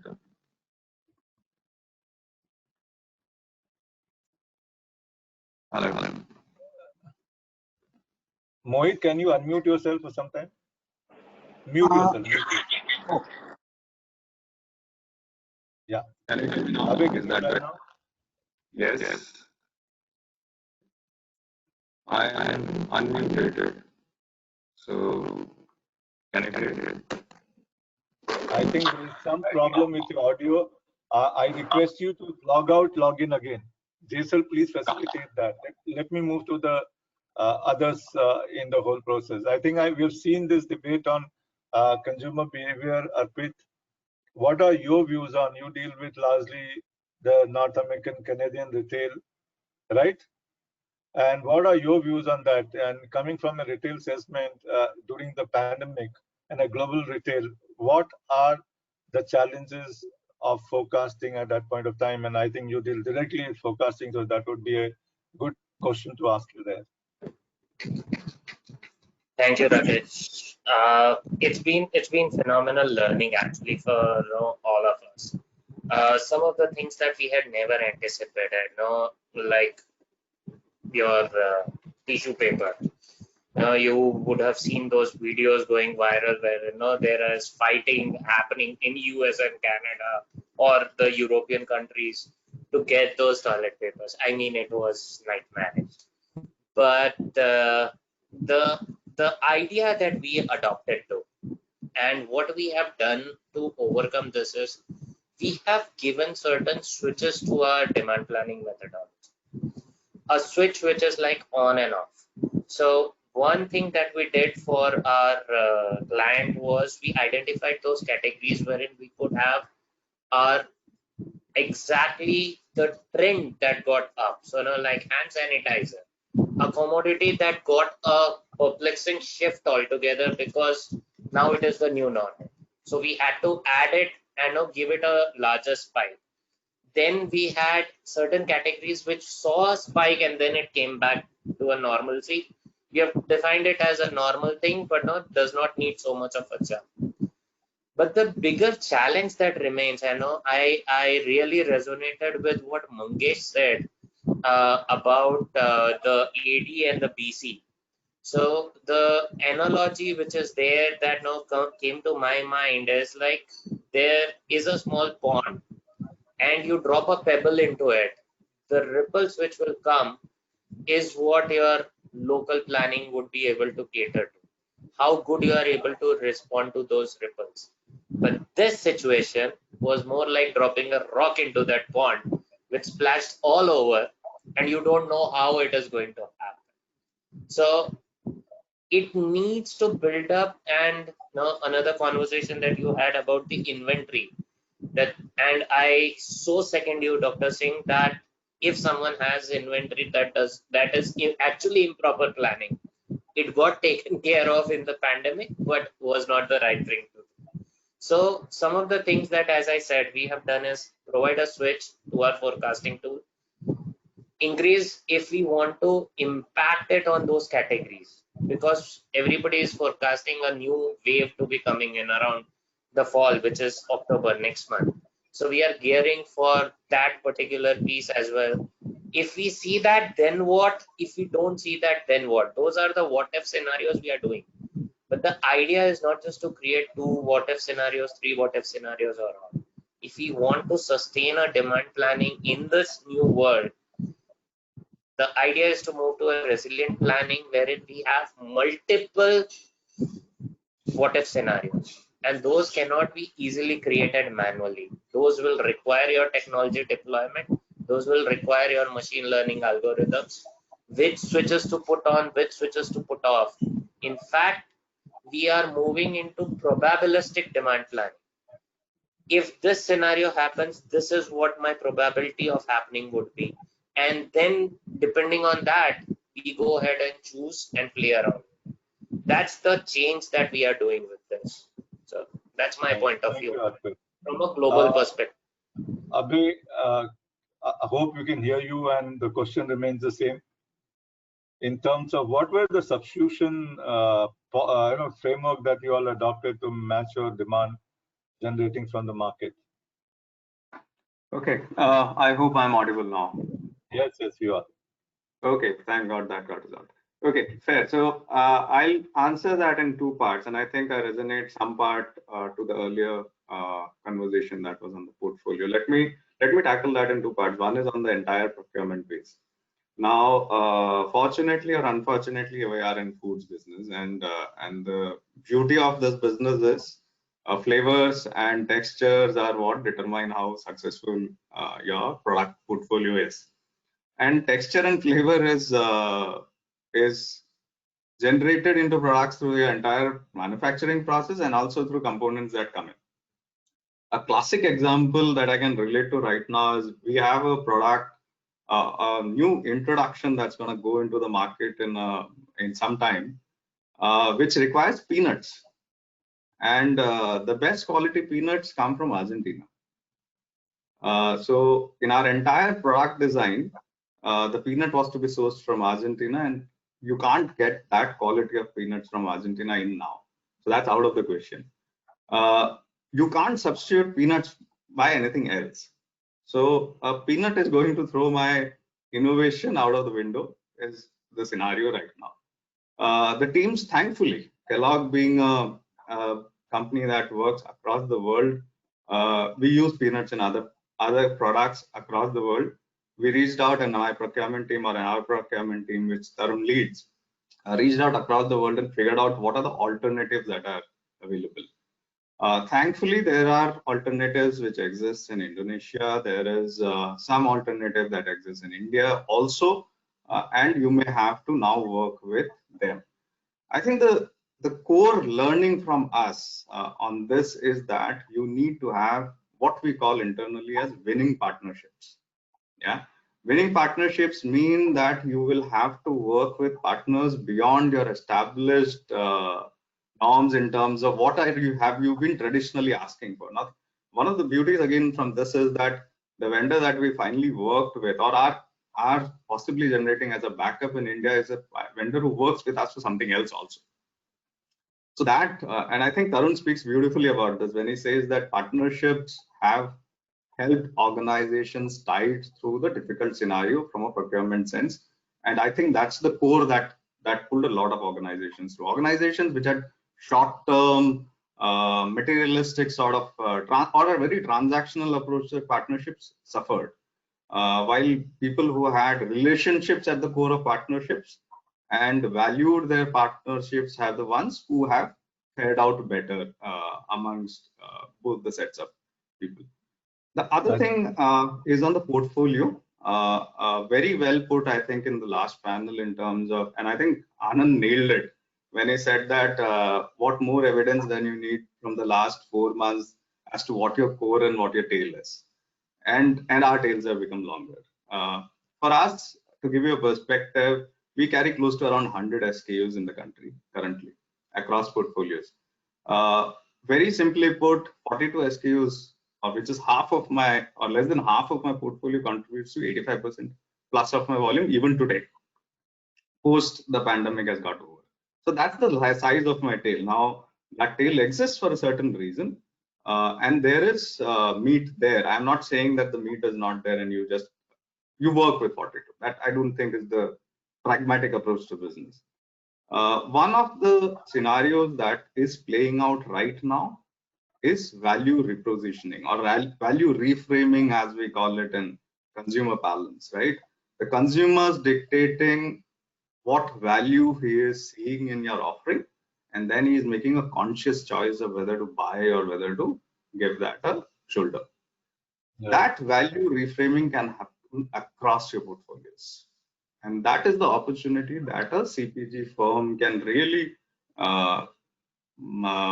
really juice out. We've been on the premiumization and upsizing journey with modern trade very, very aggressively. So everybody wants to premiumize, right? You want to get out a better product and you want to charge another 50 rupees for that. And you want to upsize. So bigger packs, productivity goes up, your efficiencies are better, you get more money in for every bag. I think that is getting questioned. It is not just a channel play, it is a channel as well as a consumer play, and that's here to stay. How do you keep your portfolio relevant with the value repositioning? I think is very relevant, and that is something that a demand planner can really input into. That's where. That's very well put. That's very well put, Abhay.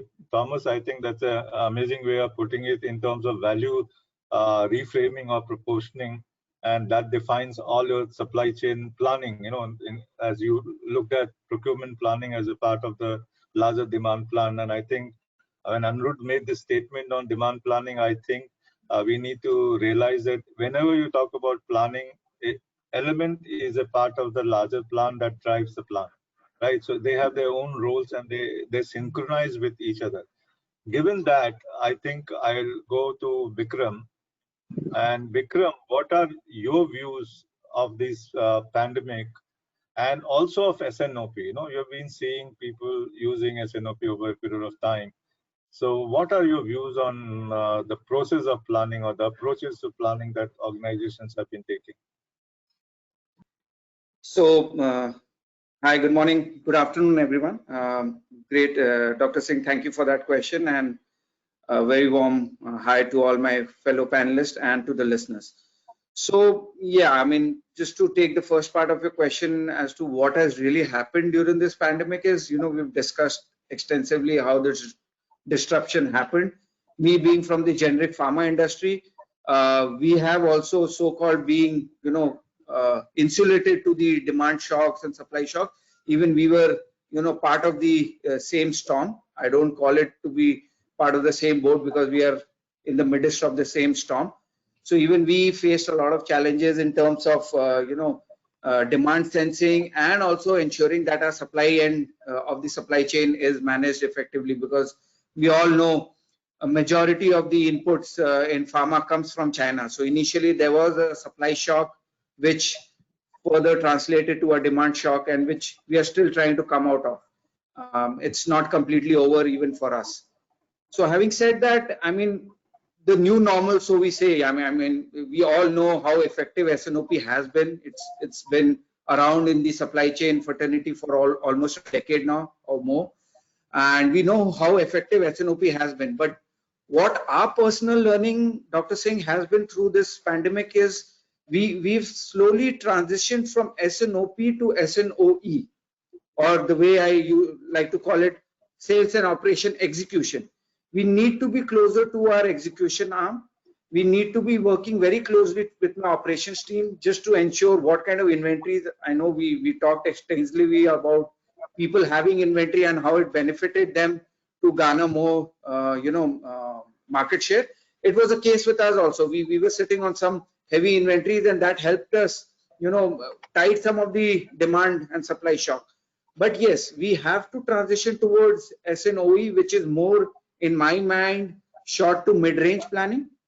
And during the peak, I mean, I think we have moved away from operational planning, which was more granular, more micro.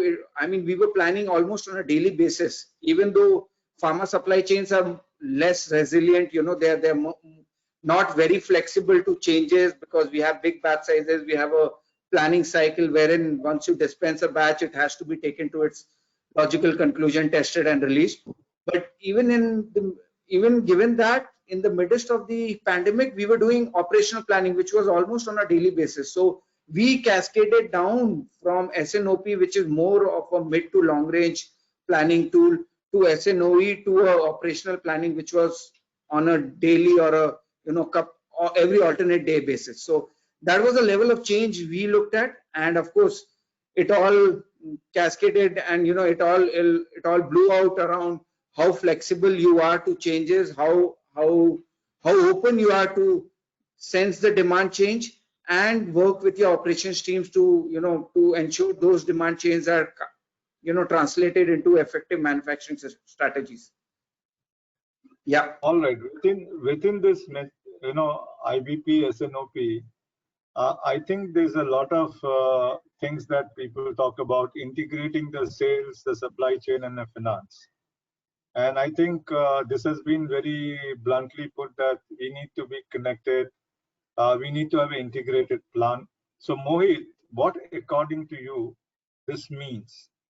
Is it simply sitting together and sorting out things, or it means something very different in terms of synchronization, which comes into your IBP SNOP plan? Thanks, Dr. Singh. So, Dr. Singh, you raised a very good point, whether it's just about the data integration between sales, finance, supply chain, or something more than that.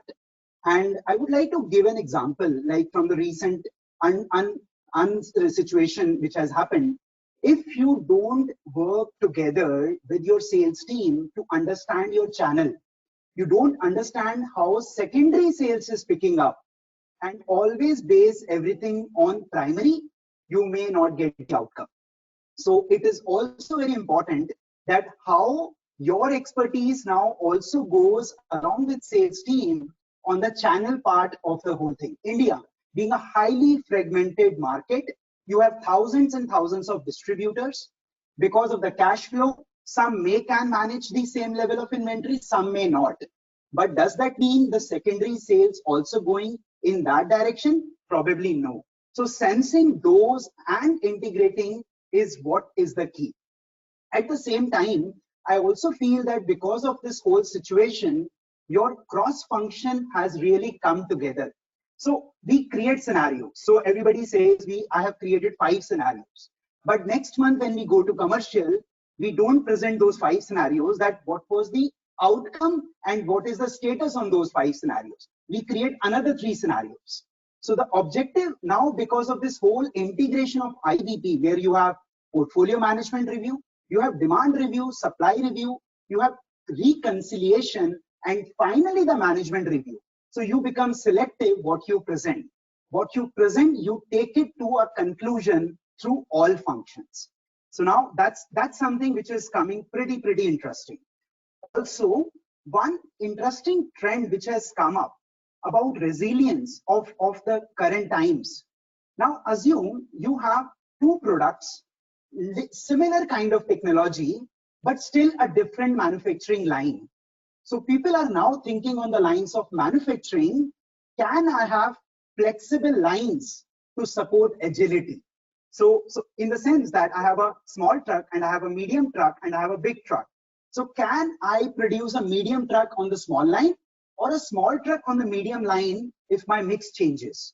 So in liquids, you produce one type of liquid on one line, but a very different liquid is produced on a different line. But when you purchase the equipment, you never thought about it. But now, because of this pandemic, people are open to discuss that yes, there is a possibility to think on those lines, and those who bring that kind of an agility in the whole end-to-end process are going to be the winners of future. They don't need to, let's say, have a separate line, separate manpower. Their capacity is lesser required on one versus another. They can switch. Even it's fine, 6-7 days of switching still makes a lot of sense. And I have live example of medical devices. I have live example of automobile who is able to demonstrate that and gain a lot of it out of this whole pandemic situation. So that's something, a quick one from me, Dr. Singh.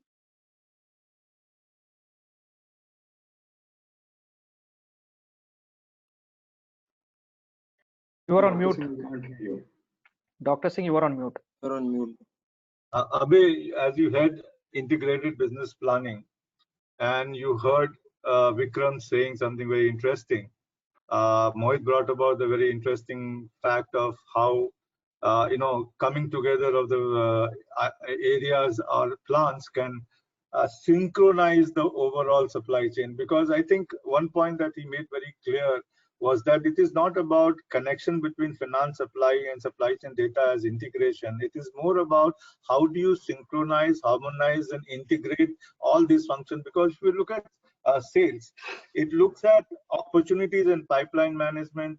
You look at finance, it looks at cost and profitability management. It looks at supply chain, it looks at customer availability and customer service. And I think these are 3 different areas that needs to be synchronized and harmonized. I think one element that goes missing, and I think pandemic has brought about, is that you could do this.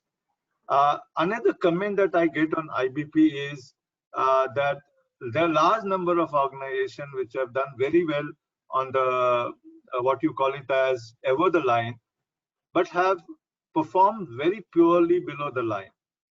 So I would like your views on it. This may not be true for Kellogg's, but I think I wanted a view on this, and we can get Anand also to come in, as he has handled IBP in a big way, to answer this question after you a bit.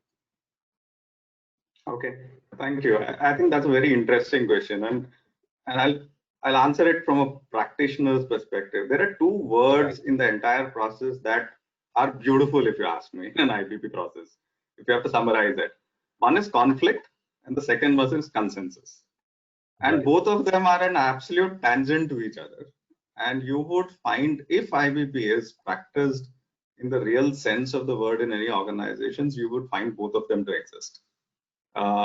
If only consensus exists, then I think the first thing that you would ask is are all the ideas are being brought to the table? Because if you get everybody's ideas on the table, trust me, there is going to be conflict. And hence, a beautiful balance between conflict and consensus defines, to me, the maturity of an IBP process in any organization. I think that's what I would look for if I was assessing IBP maturity or IBP process maturity in any organization. Let me tackle the conflict first, right? The places of conflict are inherent in our business. As supply chain, you want to reduce complexities, whether that's from a process manufacturing side or from a logistics side, right? From a marketing, the iota is to just go and get market share. Now, market share can come with a very tangential approach of increasing product portfolio. Get as many new products as in and keep getting market share, or keep spending more and get market share. Now that goes into a tangent with finance, where finance wants to optimize and manage and protect the bottom lines, right? So the funds are not available there. And then you have sales who says, give me this and I'll be able to sell to infinity. So it's a 0 to 1 infinity game there. Now, caught in the midst of all this is the poor IBP team, right? Now, that inherently tells me, if you find this and people talk about this in an organization, that's my first sense when that it is purely cross-functional. If you don't hear this, it is not cross-functional. Because either I'm optimizing my constraints on supply side and just being the demand and the supply equation to manage, or I am taking a demand which is purely a sales demand. Very, very simply put, I think, right? The beauty again on the second bit is the consensus bit. All these conflicts finally need to get into a single version of truth or a single number that the organization drives. I believe that happens predominantly through culture. There is no logic to it. So I can have a point of view of to how value X has been derived, and I'm sure that there are enough intelligent people in the room to tell me that our same value X is not accurate, right? So you will only go with logic to a certain extent. What drives consensus in any organization for IBP to be successful is the culture of the organization, where it is okay to have differing points of view, but when you walk out of the room, you walk out with one single agenda or a single number, because we are talking about IBP, right? That is leadership driven, and that cannot exist in an organization as a practice. That I think are the real Thank you. I think you have actually put the chain management, above the line aspect very well. You still forgot about below the line, you know. And I think so I have Anand here who could really respond to that. Anand, where I was in a seminar and I heard this from a lot of people. So first of all, from purely a theoretical point of view, I don't think it's a sustainable proposition to have only ATL working well and BTL not working well. It could be true at a point in time in evolution of a company. It just tells me that the top management is committed, and it's a better problem to have BTL not working. If ATL isn't working, then you don't have commitment, right? So I mean, the BTL can be fixed. That's the good part. If it's the other way around, you have a bigger problem. So to me, technically, this is not possible for a long period of time. So it has to kind of get settled in the short term, where one feeds of the other, right? I mean, you can't have these two in isolation. That's point number one. I think the BTL processes are, as the word itself is, it's below the line, and therefore sometimes it just tends to get under the radar. But I think the symptoms of not having a good BTL process will start showing up in your ATL. I mean, because you will start seeing misses, you will start seeing okay, we planned this didn't come through, and then if you start digging through 2 cycles, then you'll kind of put your finger on what needs to be fixed. So to me, not having BTL robust is not an option, and if it is happening, it's at best temporary, and I think it can be fixed, right? But I think what is more important is to understand that IBP is consensus. Conflicts are going to be there, and as long as we walk out with one version of the plan, which is the truth as we know it that day, I think the ATL and BTL will start adjusting over a period of time if there is the culture and the leadership support to make this stick, right? I mean, IBP is not a program management. It's the way you live. It's the way you operate your business. So there is no other way, right? So, and in that no other way of doing things, you can't have, broken cogwheels. I mean, that doesn't work. So someone will fix it. Don't worry. In the lighter vein, I would say there are other ways: SNOP, DDMRP, connected planning. I think, but yes, there is no other way to balance the ATL and BTL. And with that, we go to the final aspect of this thing. We look at forecasting, and I thought everybody can come on the board. Those who are here can remain, and others can actually come on board. Let's have a little discussion and free flow discussion on this as we look at forecasting as a part of aligning the ATL and the BTL in a big way. And I think thank you, Anand, for putting that very simply, that none of them can exist together. It is the other way around also.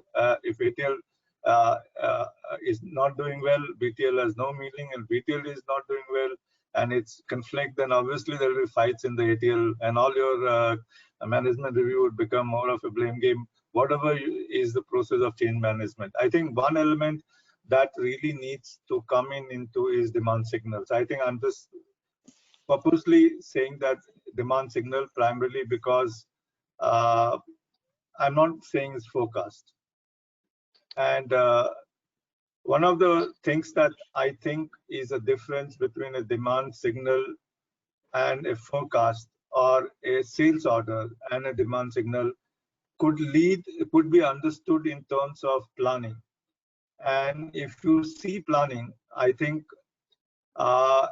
if you look at demand plan variability, you always look at SKU variability, but if you look at demand plan variability versus the sales order variability, and if you're doing decent planning, I think the demand plan variability is lower, meaning that there are ample opportunity for you to streamline your supply chain.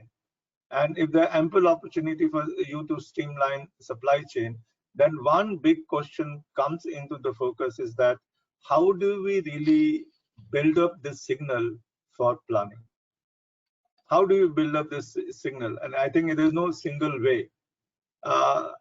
Is forecasting necessary? What kind of forecasting should we be looking at? What is the role that sales order will play? How do I bring AI, AML, or big data into play in terms of deploying everything that Amrud was saying in the beginning? These are very critical areas of change. And how do we see, as Jayaraman was saying about, a higher level connected planning that would take the whole thing forward? So my view is that we will start free flow. First, look at the importance of forecasting, so that there is a little structure and how forecasting would change.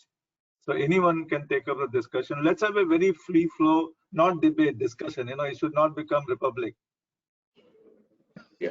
Dr. Singh, I would like to pick up from what Anand said in its first part, right?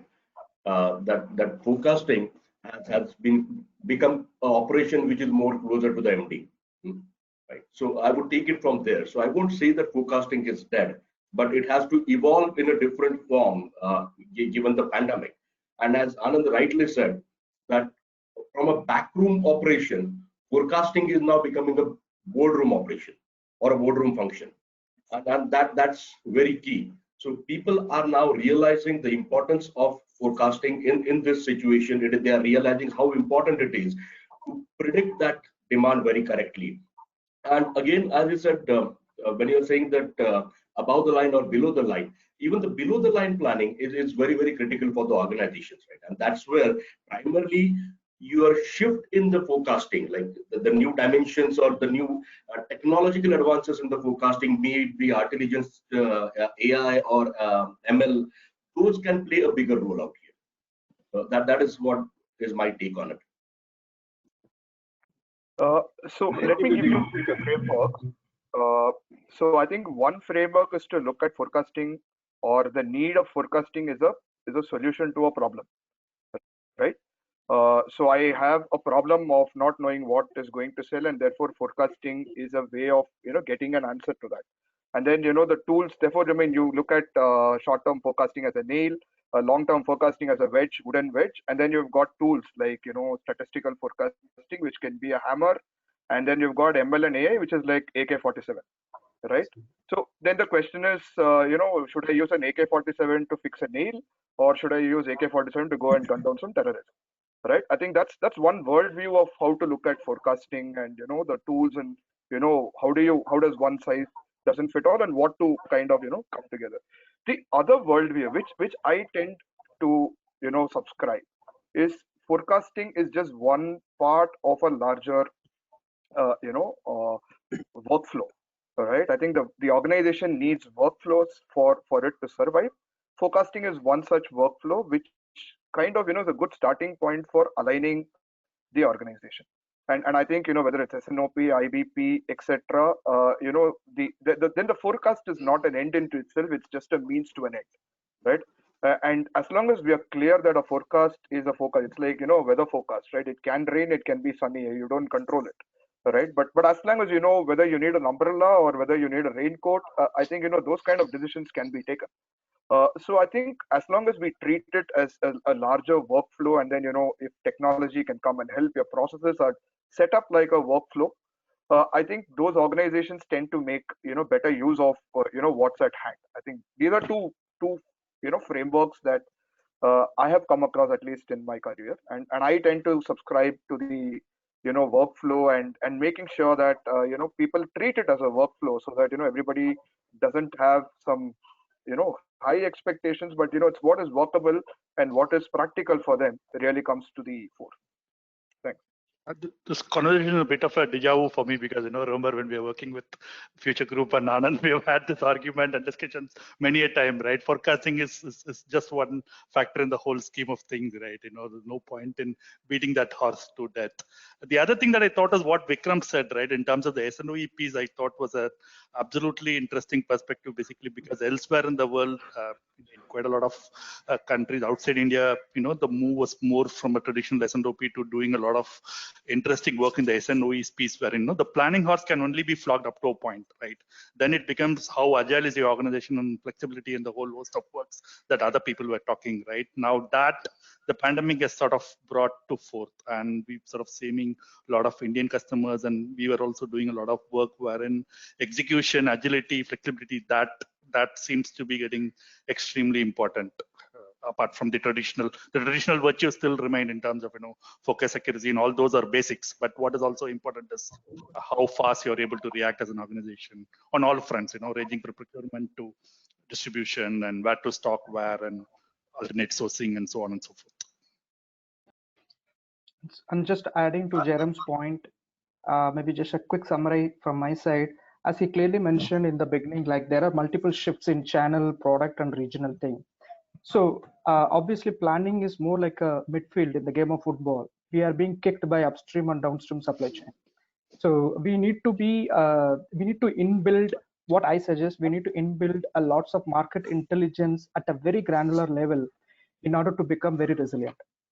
Thank you. So only one quick part, and I just have a little different view on the entire perspective. And I think somewhere Vickram did touch upon this. I think the entire approach, and then the technology piece, which probably everybody sees is going to play a big role. I still feel that we are a little far from the most ideal technology place, which probably happened maybe a few years from now. But at least in the pure near term, when you talk about now versus 1.5 years, when we'll have still these dynamics playing a big role, I think the human piece is going to play a very important role. And when I talk about human piece, it's more about very engaged collaboration at all levels, where you are purely focusing on how you are getting these insights while you're working virtually, or you are not having access to your customers, and you are not really going to be really purely dependent on the conventional methods of working. And I think that would be a very key differentiator in terms of executing this SNOP to SNOE. I mean, that's a clear differentiator. And I think for that to happen, how the workforce within the organization, particularly the supply chain teams, whether it is from demand planning or from the execution piece, are geared up to adapt to these changes happening around us, would play a very defining role in the times to come. True, Satpal, but I think there is a rethink on certain areas. These are always an oft-repeated lament, and then we have not done anything on collaboration. In most organizations and most report you see, This has been, oft repeated, for last 30 years. One of the fundamental change that needs to be understood and even debated here is that what is the role of statistical or any other forecasting in terms of demand planning as a basic input, as a workflows, as in fact Anand really put it. It may not be the whole, total input, but how do you really adopt to this? Is it that we build some kind of resilience in terms of what is called as DDMRP approaches, where you say that whatever be the demand, the organization can actually respond to it? I think there are a lot of other issues, and there are a lot of wishful thinking that goes with that, and that denies totally all kind of planning approaches than the supply side synchronization, because whatever be the demand, your supply side can synchronize and fulfill the demand.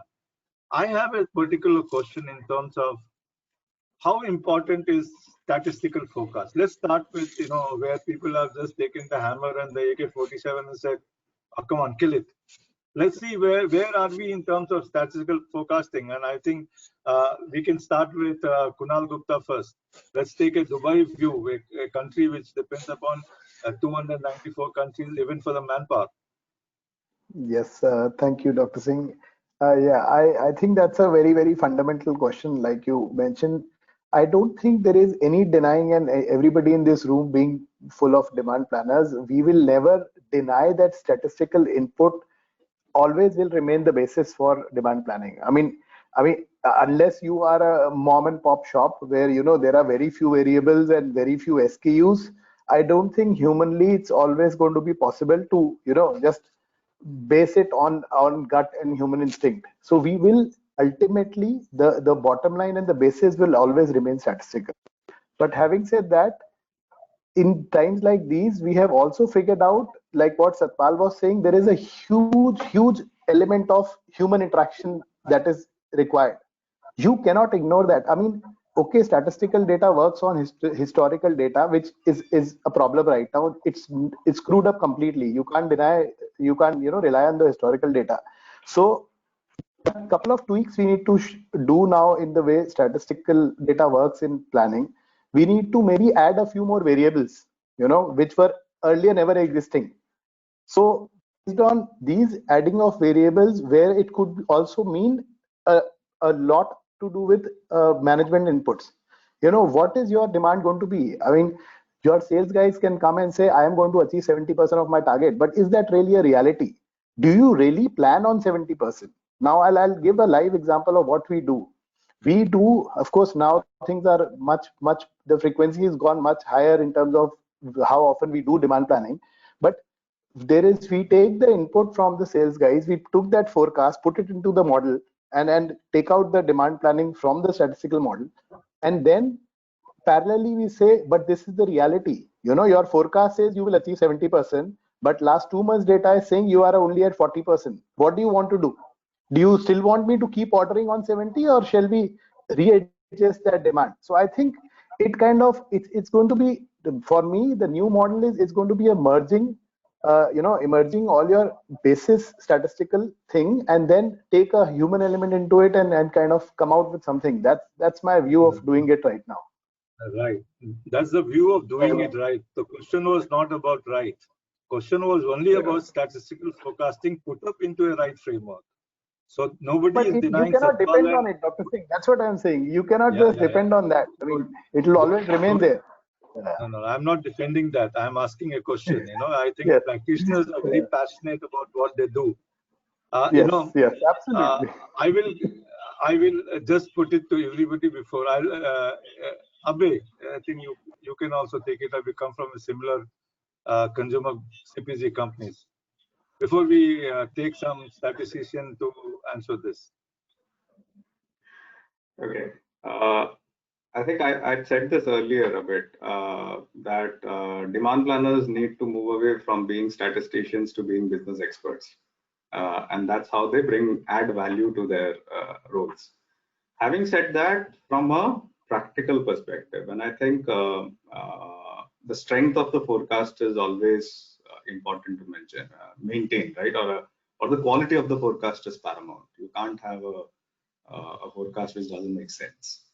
One of the things that I've used and helped me over the course of years is to see what part of your total forecast is made up of your statistical forecast, right? And my experience is that across CPG organizations, if you look at your total forecast construct, if you have to deconstruct a final forecast, a statistical baseline which a demand planner would put up would range between 90 to 95%. If your baseline is not coming up to that, it tells you that you are a very, very high activation based organization, or you've got huge amount of variability. Any organization which has got reasonable strength of forecast will show up in that range, around 85 to 95%. I think 5% even down. A 15% flex on activations is not a very good sign. It is not demand driven. It is running on steroids. So a good test for me is, what does your baseline come up to? I think anywhere I'm comfortable with a 90 to 95%. Now, if your total forecast is going to comprise of a baseline to 90-95%, it really brings statistical forecasting, the technique used on statistical forecasting, and the entire collaboration element to the fore, because that's what is running your business, right? And that, I think, for me, is what keeps statistics important, along with that intuitive element of understanding the business and knowing what is driving the business through and through. That's where I am. I do think that thank you, Abhay. I think let me go to Anirudh. Anirudh, I think Abhay brought about a very important point as far as statistical forecast goes in defining the baseline. Yes. But there are problems. So there are problems with statistical forecast primarily because if you see some of the series that you see, if your coefficient of variation is more than 0.7, forecastability becomes a big problem at the granular level. How do you use different techniques in statistics to map to your segments in the supply chain? Because I remember we had a very good session at ISCM by John Katona on dynamic supply chain. He says that multiple supply chain resides within your supply chains, and probably using a particular segment of the supply chain to forecast may be very different. So, what do you think? You have so many segments dealing with, at least in the farm sector, if you could get some examples from there. Yeah, thank you, Dr. Singh, and I'll take that question. See, I kind of subscribe to both schools of thought here, that it's an art and it's in science as well. But I also believe that in a saying which says, "In God we trust, the rest everybody else come with data." So what that's basically saying is that, hey, there is an input factor, there is a customer behavior factor which cannot be predicted, and it is understood. That's why forecasts are always wrong. Nobody is saying my forecast is correct. By definition, a forecast is wrong. So if anybody says I'm forecasting this well, it's wrong. The question is, it's not about it being wrong. We all know it's wrong. The question is that data point better than somebody, a consensus set of people? They can only make it better, but that's a baseline you start with.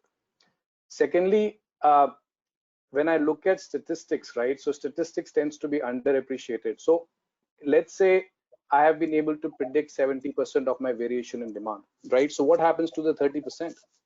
Am I going to lose my sale? Am I going to meet my sale? I'm going to delay my sale. So there are three basic strategies, right? So I'm just taking it to the fundamentals. Three strategies. I need inventory to buffer it because I have a variation.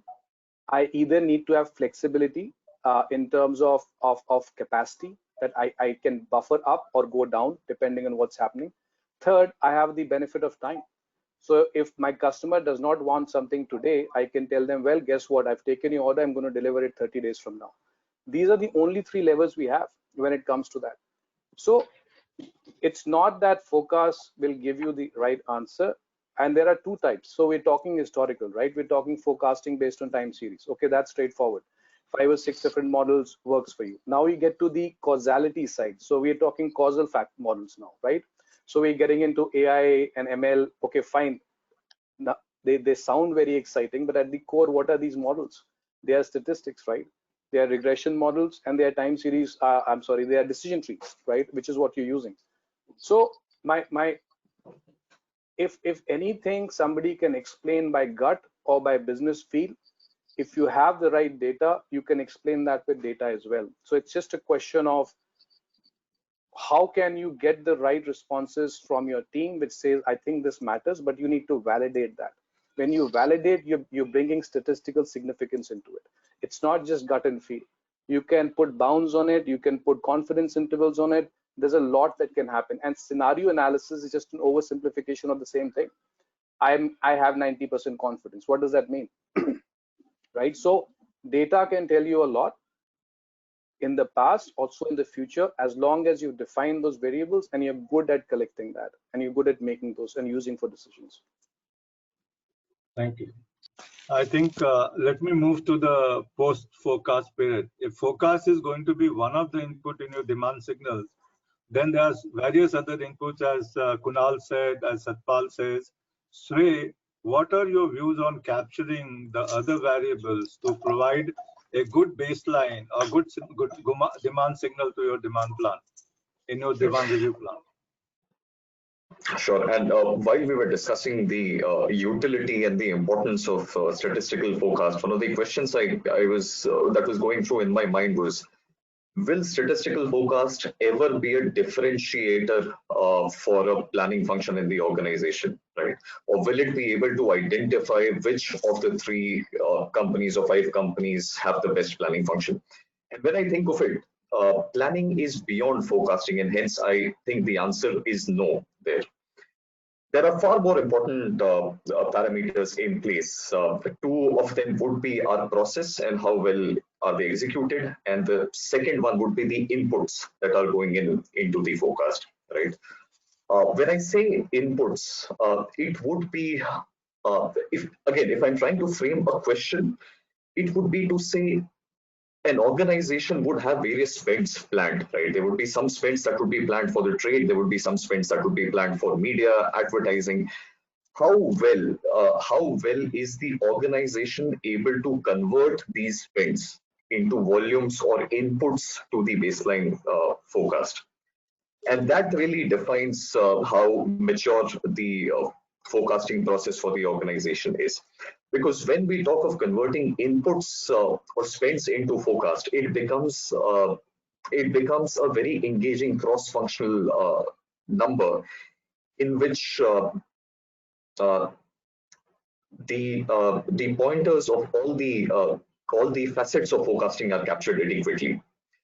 So in this debate of forecasting or statistics versus value add, I would give a lot more weightage to value add, in which inputs would play a big role. Yes. I think that's a fair approach. One has to look at 2 elements. One, forecast. One, obviously, sales order. That's a real time, happening in the market. Plus, third, all these trade variables or all these business variables, which brings about variability in your supply chain. And I think demand signals cannot be devoid of all those things. And the predictive ability of the ML and AI can actually see the patterns. They can also see the pattern during the pandemic, and I think one could see how the nearby would evolve. So I think the next question goes, how do you really incorporate in your demand planning process something which has been talked about as the most resilient policy, and how do you deploy technology? What is technology going to do? As we are running out of time, I'll start with Jayaraman as he brings in one connected planning framework as a starting point for the debate. Yes, Jayaraman. Yeah, sure. I mean, I guess it's like, right, the whole, big data collaboration, a lot of those stuff are pretty much readily available, right? The moment you've got your basic ready, right? I mean, I sort of re-emphasize to what most of the folks are saying, right? As long as you've got your basics in terms of process, people, all those stuff in place, then technology can do wonders essentially in terms of bringing it all together more, both from a collaboration point of view. Number one, straight away in terms of a lot of our more mature customers are using this to digitally run the process, right? There are no longer Excel sheets floating around, and there are no longer PowerPoint floating around. You actually log into a single platform and do it. It sounds like a very simple thing to do, but it's as good as we doing this conference in a Zoom call, right? Like most, for example, Bridgestone runs the entire S&OP process, logging into the platform and doing it, right? So that at a very basic collaboration kind of a level. Second comes a lot of stuff that's talked about in terms of the whole scenario planning and the whole thing, right? A lot of these very fast what-ifing needs to be done, especially in this COVID period, taking into account a lot of stuff that Abbey talked about, and I think even somebody else talked about, Anand and all, in terms of, right, the whole portfolio planning part of you, in terms of what to be pushed and sold more, when, what happens. Some of the stuff that Mangesh talked about seemed extremely interesting to me in terms of the whole COVID situation, sort of not affecting some SKUs much to a very large degree than the others. So a lot of those scenario planning, very fast what-ifing is pretty much available. And baked on top of it is the whole, I agree again with a lot of stuff that again Abbey mentioned and somebody else also mentioned in terms of statistical forecasting is great, but it is increasingly becoming a commodity kind of a product, right? In terms of pretty much all those tools are available in the market. Then the trick becomes getting the best of varied models, tools, algorithms in, and then baking on top of it, finding the necessary drivers. And that's where you sort of let the machine learning, all these cool technologies run them, right? In terms of what a human being cannot sort of manually do it by himself, get in all the drivers in the world, let the machine run it through, figure out the necessary drivers that actually impact, and then add on top of it the human planner's intelligence. We never ever underestimate the basic planner's intelligence, because ultimately all of us know our businesses better, right? So it's a combination of leveraging technology, leveraging collaboration, and then getting it all together to do a lot of rapid planning, replanning, what-ifing is what I see we can offer from a technology point of view. And then of course the theme that I keep on saying it, right? Essentially solve it all at a higher level, in the sense that bringing it all up. Typically we demand planners, I began my life as a demand planner, right? Demand planner have always solved a handed down problem, in the sense that we have always solved a lower level problem, right? Instead of let's try to elevate our game in terms of do it from a overall revenue planning, gap closure kind of a thing. All right, thank you. Srinivasan? Yeah, just a quick point. I somewhat feel our human intelligence, the accuracy of our intelligence is 80%. That's a proven fact. Whereas that's why whereas our expectation from the confidence interval is around 95%. So we need to embark on technology like artificial intelligence and machine learning. That's for sure. And I somewhat feel statistic forecasting is slowly dying. We need to focus on probabilistic with multiple scenarios, and even to the higher extent, the usage of average daily usage in DDMRP, whatever the concept we talk, that is also not the right methodology. We need to go with the actual orders. We need to anticipate the disruptions in advance. So we need to go for end-to-end digitization. That's it. Yeah, Mangesh.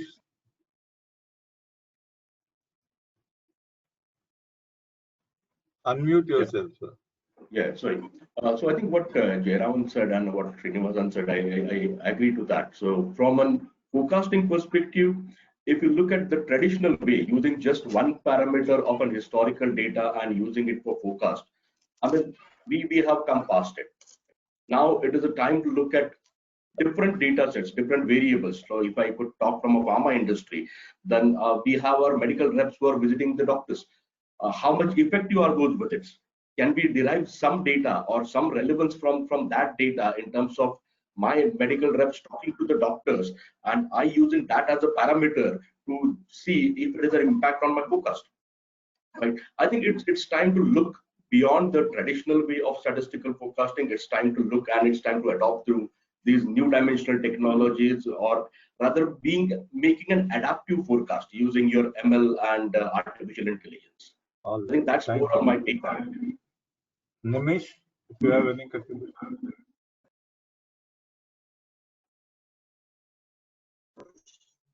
Yeah, so I think in the statistical forecast, most of organizations, how they do the statistical forecasting is they look very much internally about how much they have been able to sell in the last 6 months, 12 months, or whatever that data range has been. One of the key points which we have learned over a period of time is we also need to look at our trade partners. What kind of inventories they have, what is their sellouts, because that's eventually going to impact us in the long run. So if my trade partner has a higher level of inventory, there will be a correction which will happen, and irrespective of the fact that how much money I have put in trade deals, but that correction has to happen. So it also boils down to having visibility to the inventory levels which our trade partners have, because that will have a big bearing in what we are able to sell to them in the future. Yeah, Gaurav. Thank you. So I think I agree with the earlier viewpoint, where I think statistical forecasting or the tools that we have will take us to a certain level of accuracy, undoubtedly, if you just follow them. But the people interaction, the understanding of the on-ground situation or the signals that you get from the sales people who are there are or will take you beyond the level of, say, so for 5 to 10% easily you can improve with your artificial intelligence, predictive analytics, but the next 5 to 10% will come from your close interactions there, your regular interactions with the field force. And secondly, forecasting should be also taken as a not as a just as a bible, but also rather more as a key starting for the flow chart. And then your entire supply chain resilience or supply chain, first of all, supply chain risk management should come into the picture, where forecast cannot be 100% accurate. So you need to have your STNs right in place, your both for finished good, for raw material, APIs, etc. Your distribution DRP system should be right in place. Your protective capacities, like pharma, we are facing a lot of upsides and a lot of COVID-related demand, be it your antibiotic or immunology. So if you do not have those basics, supply chain resilience of protective capacity or your right forecasting, you will not be able to kind of get right or get the demand upsides for you converting into monetary benefits. So I think the supply chain resilience plays a lot of role, while forecasting is the key starting point. Yeah, Mohit. All right. So, Dr. Singh, I would like to say that in any technology deployment, because these are long term, and we should have to look at from an end-to-end perspective and not just one piece on the left side, which is only demand planning. Also, we should also look at whether you have the modular approach to your deployment.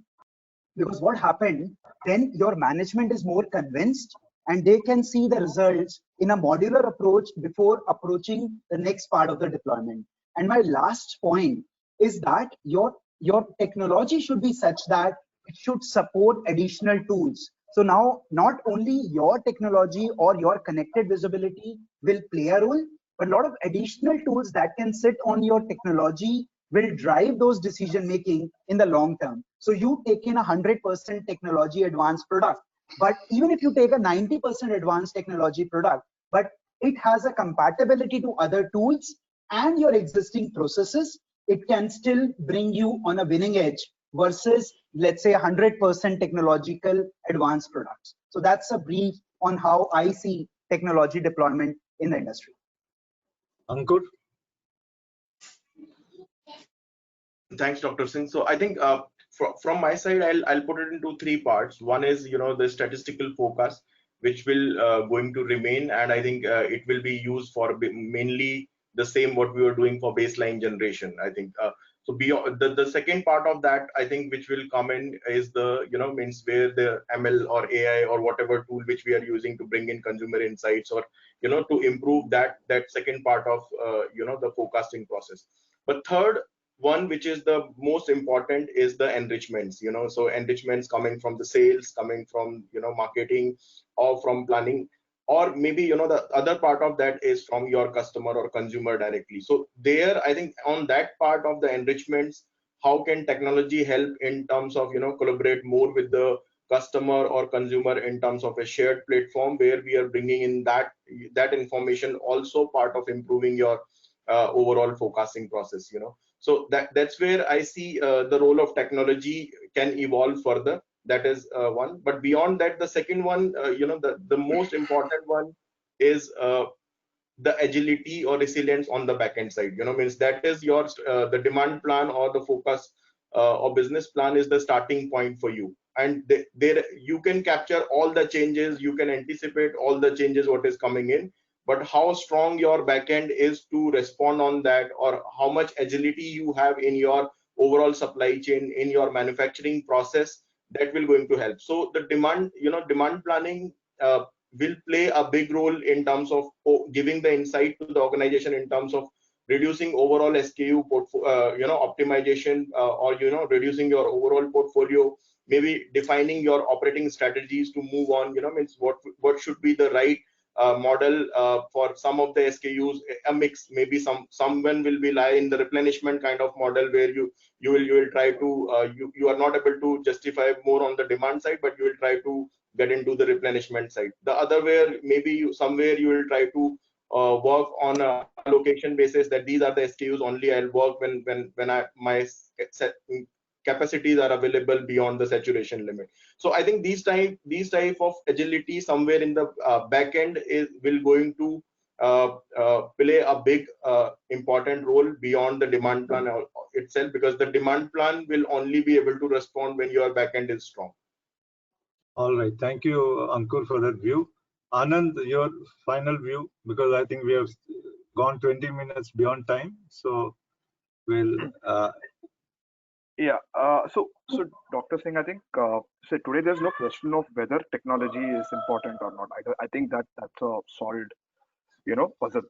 I think for me, whether it's statistical forecasting enabled through technology, AI, ML, whatever be it, right? I think it's about adoption, right? How do you make sure that the organization is geared up to adopt these and make it stick? Because it's good to have all of these tools, and you invested it, and if it's not getting used, there is no point, right? So to me, it's a holistic change management program.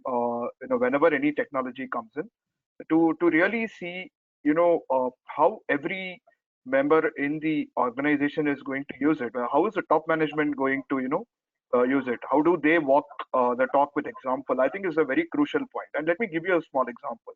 So let's say that you're spending a lot of money and putting a platform, and then if you don't have protocols to say that we will do all our meetings only in that platform, it's not going to work.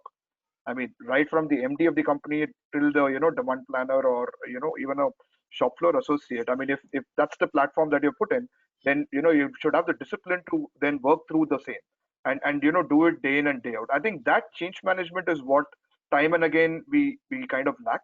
And then by the time something's implemented, we've gone to the next thing, right? Because that's the fad of the month or fad of the year or whatever.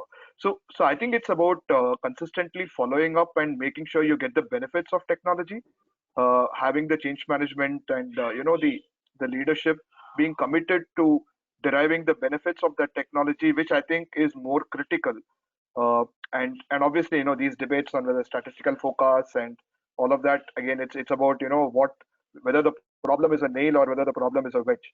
I think I'll leave it at that. But for me, the larger piece on technology and utility will come only when we adopt it, and the entire organization is geared to adopt it in the right way. All right, I think we are running out of time, but anyone wants to make a comment can take it up. Yeah, Vickram. Conclusion that I can draw is that